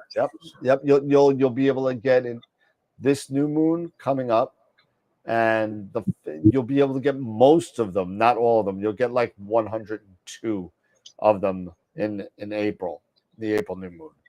But the March new moon, you'll be able to get all 110. Just be prepared to be up all night. Start during the day. You literally start at sunset. Oh, you need a bigger cup than that. But don't forget your coffee. Yeah, get your coffee, get your 5-hour power shot, or whatever you do to stay awake all night. That's legal. Bring snacks. Bring snacks. Yes, bring some yodels or ding dongs or whatever, and get that. But let me tell you, it's a lot of fun. I had a friend that did it. His name was Dennis Wild. Great observer. We had an observatory, a 14-inch observatory, and what happened was that the motor died. It didn't work anymore. And so there's Dennis in the dome and a 14-inch Schmidt Cassegrain, right? He's sitting there doing a Messier marathon, 2 o'clock in the morning, moving probably about 300-pound cement dome with his arms like this, back and forth like this. He got 72. He got 72. I'm like, there you go. Well, here's the thing, Dave. With the Messier marathon, you have to do it without computer assistance. No, if you do it with computer assistance, you get the thing with the little asterisk next to it that says that's for visual. But you can do the AP Messier, right, with computer assistance, can't you? You could do what? AVAP? The AP. Okay. The astrophotography Messier marathon. So yes, they have you can, but I don't think I could be wrong, and it won't be the first time. But I don't think the Astronomical League has an AP Messier marathon certificate. I think it's just visual or binoculars. Gotcha. So I could be wrong. They could have changed it, but I don't think they do. Gotcha. If nowadays, can you imagine if you took, if you used, like, say, a Stellina or any of these newer smart telescopes, to do the Messier marathon, it would be pretty interesting, to camp out and do that under some nice dark skies and take the little dwarf telescope or the Stellina or the others and do something like that. That would be kind of cool. So yeah. Hey, you know what? It's a lot of fun. I mean, you know what? I've done the Messier marathon a couple times. I'm not going to be able to do it this year because the weather is not gonna, it's not gonna, it's not gonna help in New York. I mean, I got this crazy front coming in. It's just pure white across clear outside for the duration. I don't even know, but it's pretty bad. You're getting my stuff because we just got. Might be a river. No, I'm not crying. I'm not crying you a river. Just a break here. I can't cry you a river, Pete, because if I cry you a river, it's going to overflow into your backyard. I can't. God, I've been shoveling mud today. I've been sandbagging today, just waiting for a break. Oh my gracious, it's amazing. Senthil, how you doing, Senthil? What's going on? He's got his Unistellar going. Hey, listen, Unistellar is pretty cool, man. It's not, it's definitely one of those, like Eric was saying, those smart telescopes out there. It's pretty cool. I mean, I would love to just get like I'd be kind of scared to get a, like, I probably wouldn't get a Vespera. I'd probably get a Stellina. That's a bigger one, or their next bigger one with the Newtonian reflector. It's like $15,000, but yeah, it's super stupid expensive. Yeah, I haven't even seen that one. Is that the new one coming out, or? No, it's been out for a while. You can go to the Vaonis website. They don't sell a lot of them, but it is available out there. I believe it's a one. What is it, Pete? Is it a 150 Newt? I think it's 150, isn't it? Yeah, I think it's a 150. So it's a 150 as opposed to the whatchamacallit, the Stellina has a Red Cat size scope in it. It's a 51, if I remember right, in there. Have any of you guys have used any of those before? Yeah, I used the Stellina and the Vespera. Okay. They're both awesome. They're great. Yeah, they look amazing. But I know there was a lot of hate when those started coming out. The whole, the purists, of course. Cheating. You know what? I'm sorry. Space is for everybody, and not everybody has the time or gumption or the know-how to do this. Some people just want to go out and take pretty pictures, and that's a beautiful thing. And if that helps people get out there and love space, I'm for it. So it's not cheating. It's using technology. It's using what we got. So I agree, and you know what, and a lot of people, at the rate technology is advancing in all the fields that we do, whether that be acquiring the image, stretching, or post-processing or pre-processing, whatever we do to our images, it's just going to keep getting better and better with the advent of AI and the implementation of AI into almost everything we do, not only astrophotography, but everything else, meaning medical, meaning cars, meaning whatever type of computer that's out there. We're 2 steps away from StarNet, people. I mean, think about it. We really are. You're not wrong. Chat GPT is ballistic. It's all over the place. It's all over the place, and yeah, we are here. The next thing you know, they're going to be, T1000s walking around, with us not even knowing it. So it's going to be nuts, and RoboCops. It's going to be crazy. As long as they are not projecting any ads into space. And as long as they don't look like Peter Weller, we'll all be fine. And dude, I'm telling you, I'm serious. The first time I see a legit Cylon, I'm going to go nuts. You're out. You're done. That we all have to worry. Oh my gosh, I'm done.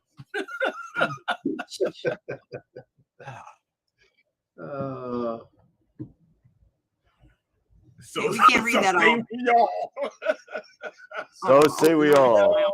Man, so say we all. Hit it, Dan. Hit it. We are off the freaking rails, man. Yep. Yeah, we are. Hit the button. I gotta find the button, man. Come on, where is the button? Oh my there you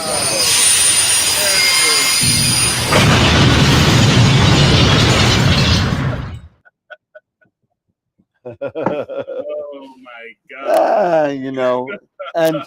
And for those Picard watchers out there, no, I have not seen an episode yet. I have not. So anyway, but but what we again, let's bring it on. Let's rein it on in a little bit.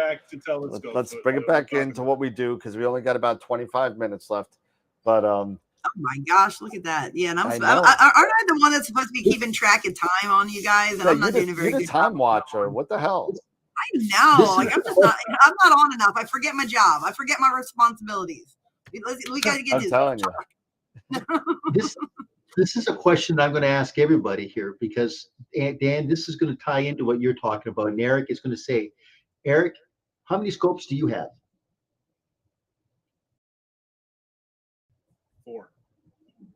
Dan, how many scopes do you have? Hold on. I'm counting.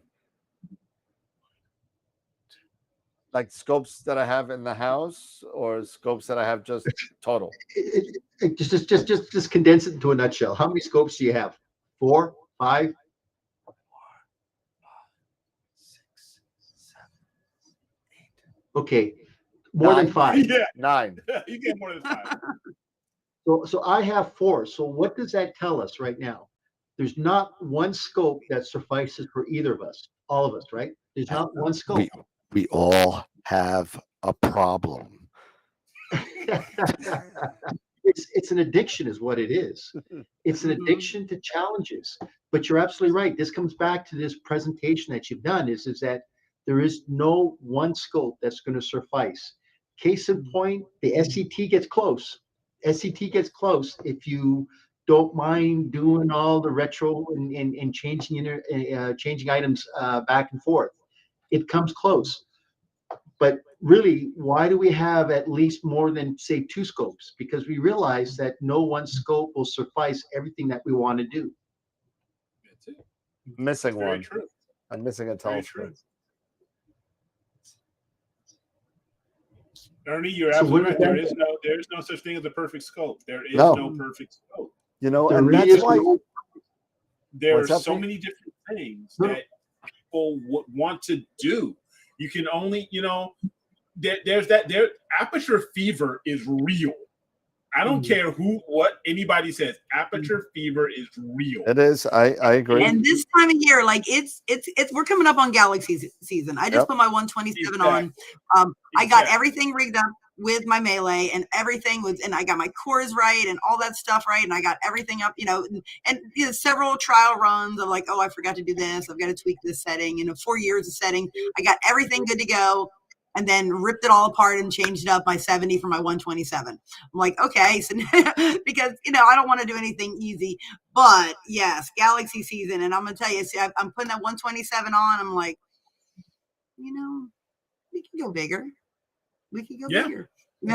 And it happens this time of year, Yeah. every year, when I'm thinking all these little galaxies that I would love to telling see. Like, how big? could There I was that go? time, Jesse, that I was really thinking, because me, I'm when it comes to refractors, I'm a big William Optics fan. I was thinking about the 156, right? I was thinking about that Star 156 that just gets over. It just gets over 1,000, millimeter focal length, but it's like, do I want to carry that monster around? It's like, my God, that's why I'm happy with the, the Edge, the Schmitz, because it's so much lighter. It's like 20, the whole thing is less than 30 pounds with all of my gear, probably. It's like maybe 25 to 30 pounds with all of my gear. Heck, the telescope itself, if I went with a 156, is over 30 pounds. It's like, that's okay. It's all good. And you're paying for it. I mean, a 156 is close to $5,000. Yeah, I keep on thinking I want to do like an 8-inch RC. That's been tickling my brain for a couple years now, saying, and it's not going to happen this year, but it'll happen. It will happen. Yeah. It will. It'll miraculously show up at my house, and I'll be like, I have no idea. Like, it's just, here it is. Like, That's exactly. Honey, I was talking to Robin. Honey, I don't know where, plane wave, I don't know how it got here. Did the UPS? I think the UPS guy made a mistake. CDK-17, I have no idea what happened. I don't know. Yeah, I must have done it in my sleep. I was delirious. Yeah. I don't know. I couldn't send it back. Yeah. Or it's just like, yeah, honey, yeah, I know a guy. I got a guy. I got a guy. There's a truck right around the corner. It just happened to fall off. I got a guy. Don't worry about it. It's all good. I've just been reading the chat here. I thought the three of us were kind of crazy and addicted. We got some clients and some great customers, some great viewers, and they're just as nutty as we are. Yep. They love this addiction. It's just amazing. Mark, a 165. Yeah, you crazy. You're crazy, man. I'm gonna start singing. You are not alone. No, But, no. but you know, It's like, it kind of comes back down to what your presentation is, Dan, is just having this variety that, hey, we got some wide field scopes. We got an SCT that gives you the focal length if you want to shoot planetaries, if you want to do, say, planetaries, nebulas, or planets. That's the advantage of having these scopes. And let's just face it, sometimes we don't want to image. We just want to just do visual, right? So No, having like I an don't know SCT, what you're talking about. I haven't done visual in like 5 years. but if you say had a bunch of kids that were looking at it, you wouldn't actually do any astrophotography. You'd probably say, you know what, hold on, let me put a diagonal in. Let me get a couple of eyepieces. I'm Nope, sure you got some eyepieces. got no kids, and nobody You likes got me, no so it's eyepieces, okay. Dan? I'll put money. You got eyepieces in that closet of death. I've sold almost every eyepiece I have, with the exception of I knew it. A 27 panoptic and There a we go. And that's 17 Nagler Type 5. a 27 panoptic. That and the 24 are the best eyepieces ever I made. love my 27, and I have a 17 Nagler Type 5. So why are you keeping that you wanna 27 hook- then? I if you're got gonna your use it? hookup. Because I got your like hookup it. right here. I got it. You Come got on. to get good. I got your You get hookup. the stuff. You just need like a trench coat, Eric, and just kind of like stick him in the trench coat. Be like, I got some. You know what? You want it? I got it. I got Eric, I just got do me a the- I favor. got Blow, the big ones. blow, I blow, got blow the the coating of itty-bitty dust ones. off of everything, please. You know, just get the horsehair brush and get the coat, all that dust off there. You know? I know, right? I know. Crazy. So in case anybody asking why Eric is showing that nice case of wonderful eyepieces, Eric at NEAF is going to be giving them all away. To-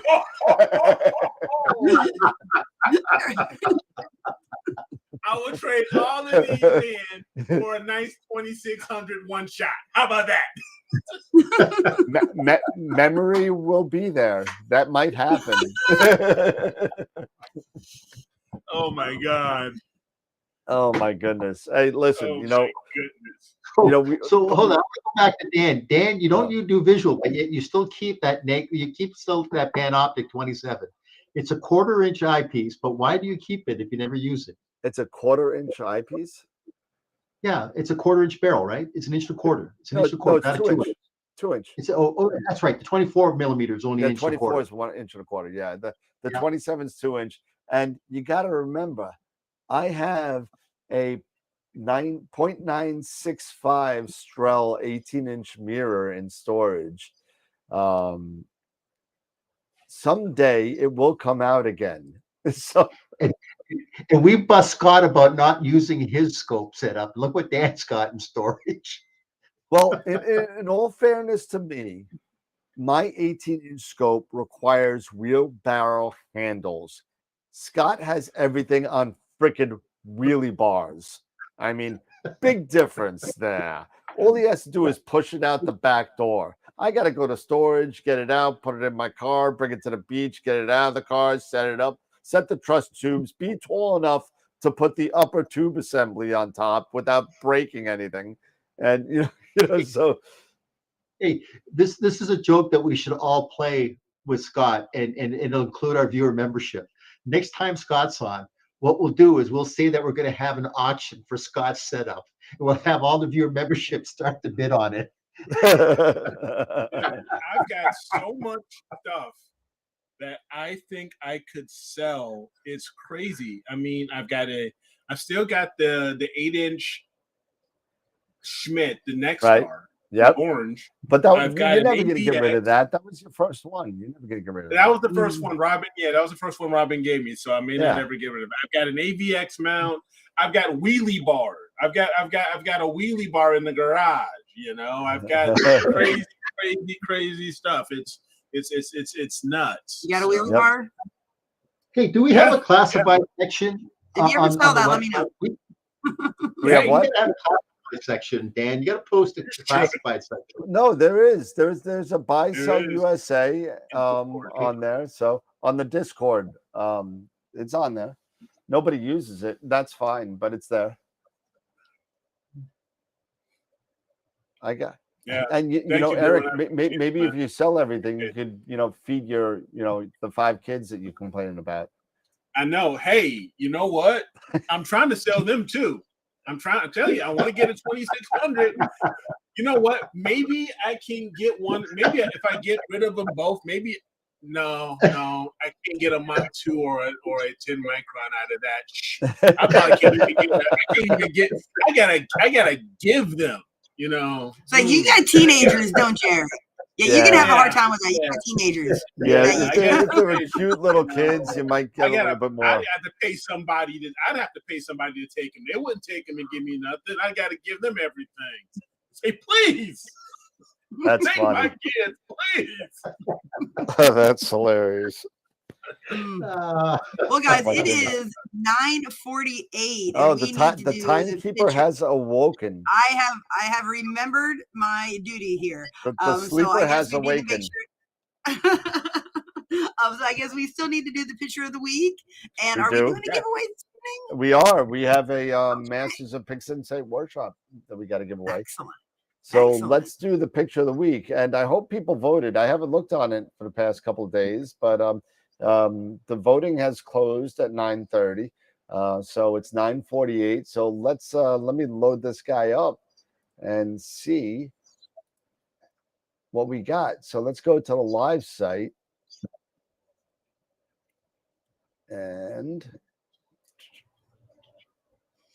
I'm also going to mention we got 37 people watching. We only have 33 likes. Oh my goodness! Here we go. What's up with that? Y'all see, y'all didn't think I was going to show up today. Y'all was slacking. You know what They I like? They didn't think, Eric's not going to be here. You know, you were going to hit the like button. Please, y'all better hit that like button. Oh, we got 34. Hit the button. Hold on. I'm gonna that button. Steve is Peter's getting a friend, so I think Peter's alone over there. So I moved Jesse over. I'm not the porter anymore. Hi. It's like the Brady Bunch. Hi. So let's do that, and then I'm saving this all for next time, so it's kind of like makes sense. All right, cool. So for those of you, again, if there's anybody new on the channel, we do images of the week, images of the month. Next week will be is going to be the week we reveal the February picture of the month.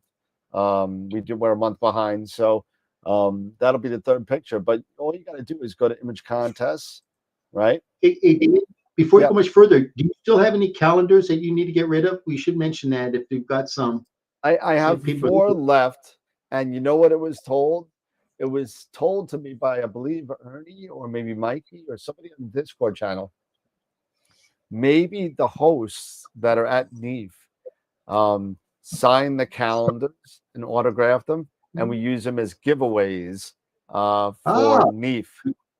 That's fun. That's good. Yep.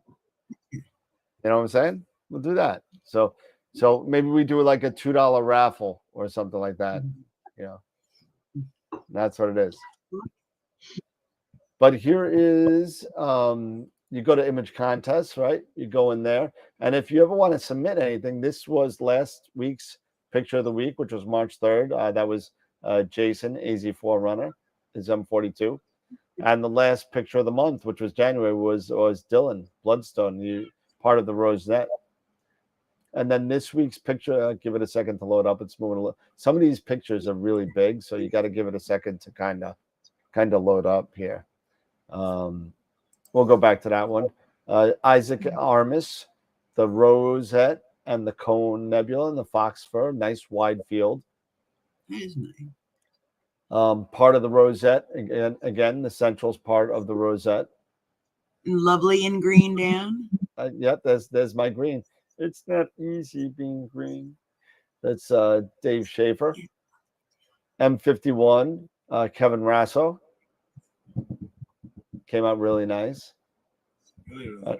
Another a different starless, I believe it's SHO version of the Cone Nebula. Greg Meyer, man, let me tell you something. There's a reason why Greg had 6 pictures of the week last year. Unbelievable shots this guy's doing. Starless, looks beautiful. A great shot of The crab. Is it M1. Yeah. Mike Y. Mikey. Tadpoles. Tom. Peter, our newest Patreon member. Thank you, Tom. And then you got both of the, you got Pickering's Triangle, Eastern and Western Vale. Pretty cool. Rick Marcrunis from Cherry Springs. Oh, you were there the same week we were there. Chris Jensen, another cone and Christmas tree. Foxford. I'm just going to point out how I think there's 3 with the cone. Yeah. And every one of them is so unique. They're so different. They're so and yeah, absolutely. It really is amazing what you can do. You know, just bringing your own artistic, art. Yeah, your art into it. Yeah, you know what I'm saying. I like it. I agree with you 100%. Norm Newman, M35 and 2158. Nice cluster there. You know what the sad thing is? This is the lowest amount of votes we've had in 3 weeks. Oh man, what's wrong? How come people aren't voting? I think that was partially my fault. I did put them up a little bit late, but we usually get in the 80s, 80s or higher. Over the past couple of weeks, we only have 47 this week. Let's go back to the top one again because we didn't get to see that one all the way. And there it is. The Dragon's Nest. You got the Flaming Star Nebula, and that's Josh Kovac. And there we go. So 47 votes. So let's see what we got here. And let's see what we shall see here. Got a lot of good pictures. I got to tell you, from when we started this whole thing, the quality of the pictures have literally skyrocketed throughout when we started them, and it's really, really nice to see. So, all right, and I don't know why it starts at May 27th again. That was last year, but all right, March 10th. Here we go. We got 47 votes, and the results are in. Like, let's see. You are not the father. Tom Peter with the tadpoles, 22 votes. Wow. 46.8% of the vote. Congrats, Tom. Nice job. Isaac with 5, 5, 4. It wasn't even close. So nice job, Tom. Really nice. Very nice. Very nice work. Hey, Tom, you're in the running for Picture of the Month for March. So awesome job with that. Hey, Dan, when's the next critique night? The last Friday of the month. Okay. Yep. And you don't want to see my email. What are you doing? Let's get into where is it? Trying to find. I got too many windows open. There it is.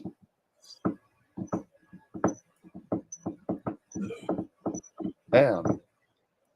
There we go. So we got the Masters of Pix Insight wheel again. We finally broke. We got 2 more members, 2 more people that logged in. We got 151 people that are on for this wheel now. So massive, unbelievable. Do you remember when we were like doing this wheel and the slices were like literally like there was 4 people on there? And you can actually like see their names on it. I'm like going, they're getting awful thin. And that's beautiful. And I call this wheel the Sean Nielsen Wheel of Fortune because he pointed me to this. So I got to give him the props of that. So here we go. Masters of Pix Insight. Next one is Masks Unmasked. I believe that is going to be on the 21st, March 21st, which is a Tuesday, 7 p.m. Eastern. So, and if you don't like it, it doesn't work for you, and you want to start from the beginning, you can buy any of the other ones. So all you got to do is go to mastersofpixinsight.com and pick whichever one you want. So here we go. And watch the amount of viewers drop when it stops. So, and the winner is George Albrecht.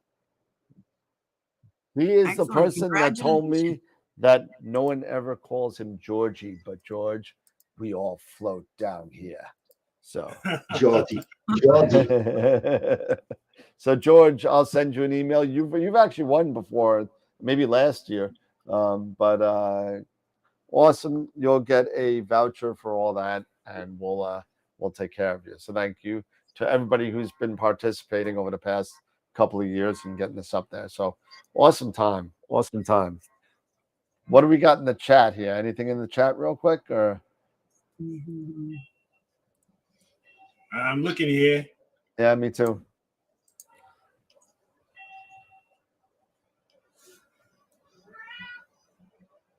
Tom and George. Yep. Congratulations, guys. Yeah. Great job. Let's take a look one more time at the tadpoles. I hear the kitty. You hear my kitty again? I'm sorry. I starve him. It's been an entire 4 hours since he's had his dinner.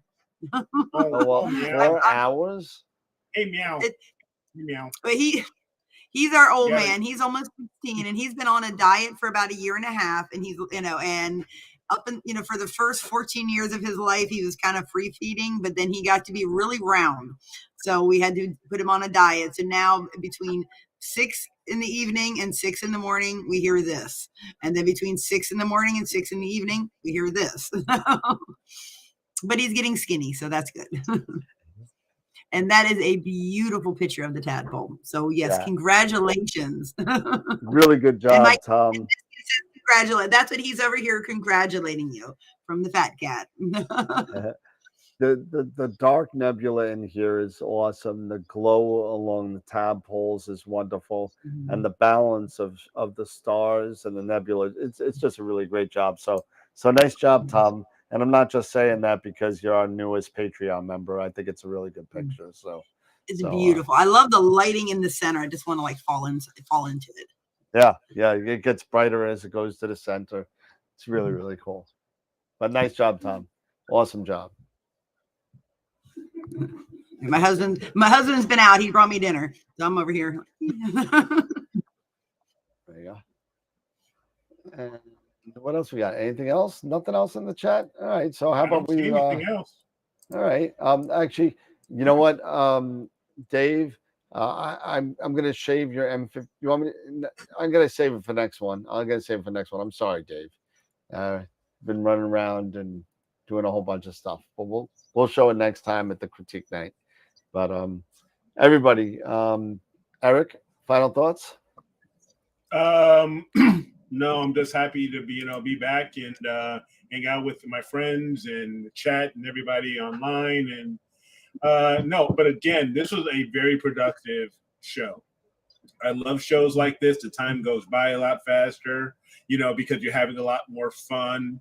And so no, this was a very enjoyable Friday. So have a great weekend, everybody. And yeah, just again, it's great to be back and hanging out with everybody.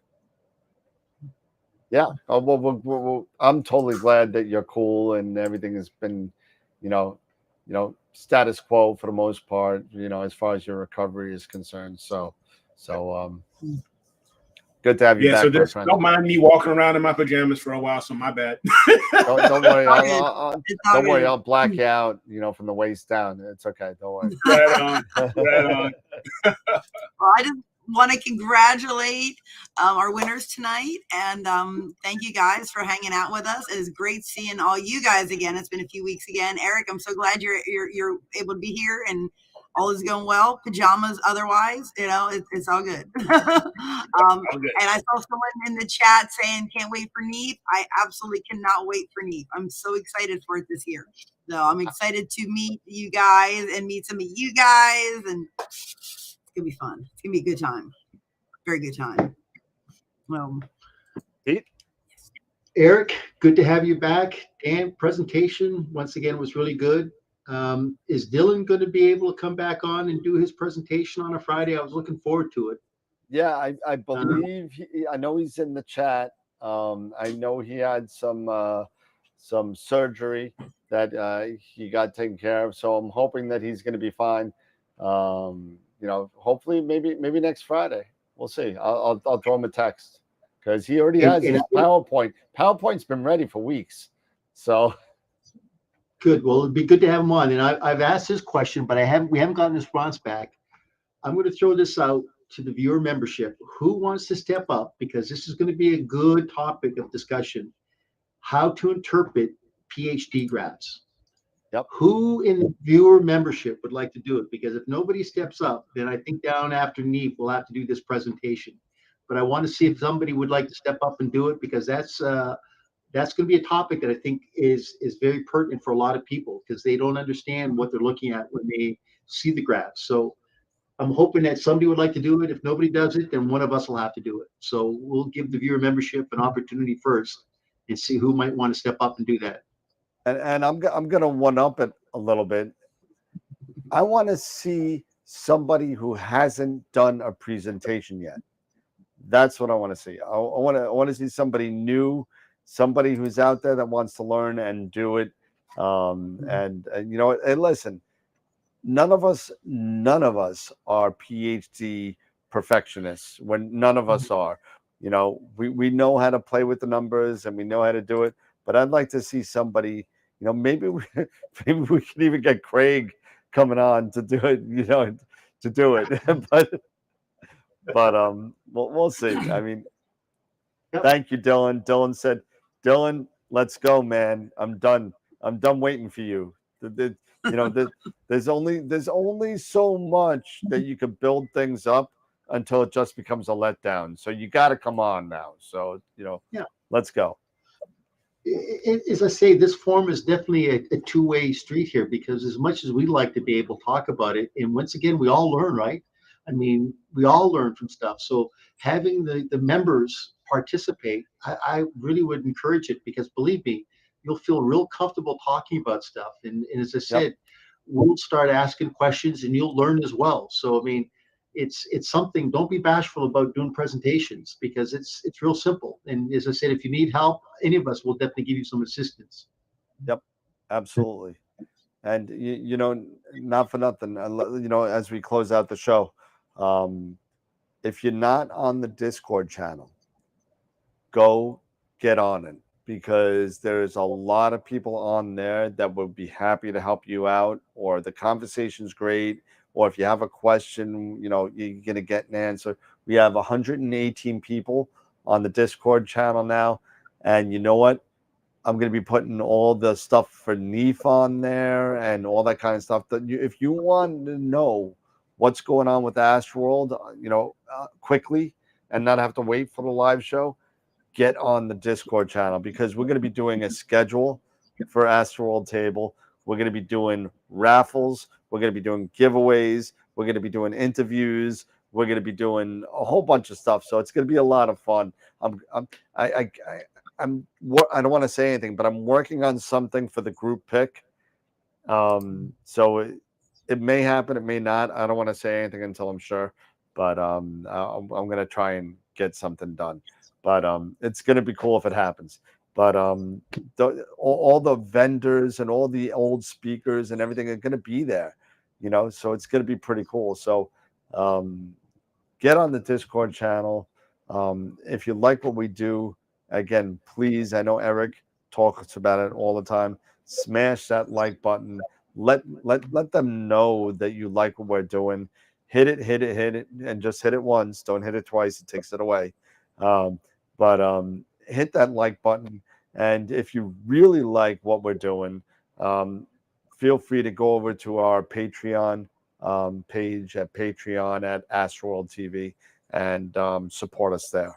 So, hey, you know, all that stuff from Patreon, paid for NEEF, you know, that allows us to do that kind of thing. And do more giveaways and do more stuff. So it allows us to do that. So we don't have to pay for it out of pocket. And it just helps gather some funds so we can do all this fun stuff for the membership. And that's what we're doing it for. We're not doing it for anything else but to hang out with, you know, with you guys and the memberships. So it's going to be a great experience. It's my first NEEF as a as a table person. I mean, I've been doing it for the past 15 years and the last 8 as a member of Camera Concepts, but it's the first one that we got we have our own table. We're that big. We have our own table now, and it's pretty freaking cool. So, yep. So and it's just I'm going to use one of Pete's words. It's just a testament to the membership and the co-hosts and everybody that's been a part of it from the beginning that made this what it is now. So that is cool. Thank you, Dylan. Come on up, say hi, take a picture, be involved in the group picture, get the schedule for Neve when it comes out probably next weekend. So it's going to be cool. So anybody else got anything? Think I'm done. Yeah, I think that's a good show. Good show, guys. All right. And great presentation too, by the way, Dan. You know what? Very nice job. Every time I do that presentation, I never friggin' finish it.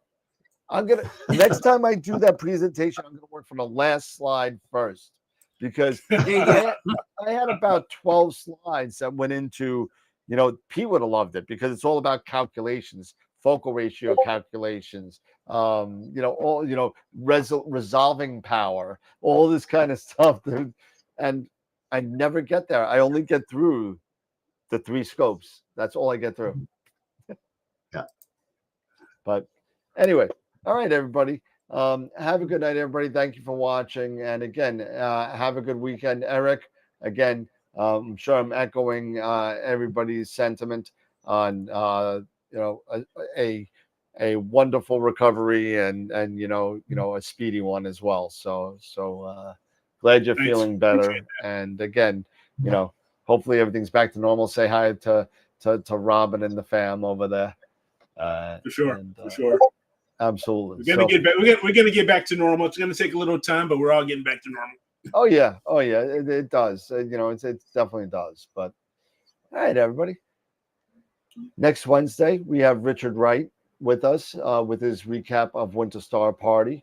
So don't miss that. He's got some really cool pics, and you're gonna hate if you missed Winter Star Party because the pictures and the events that he's gonna show is gonna make you want to go next February. So everybody have a good night. Take care. Have a good and safe weekend. And remember, as always, keep imaging, keep educating, and clear skies. And we'll see you Wednesday night. Have a good night, everybody. Good night. Good night, everybody. Have a great weekend.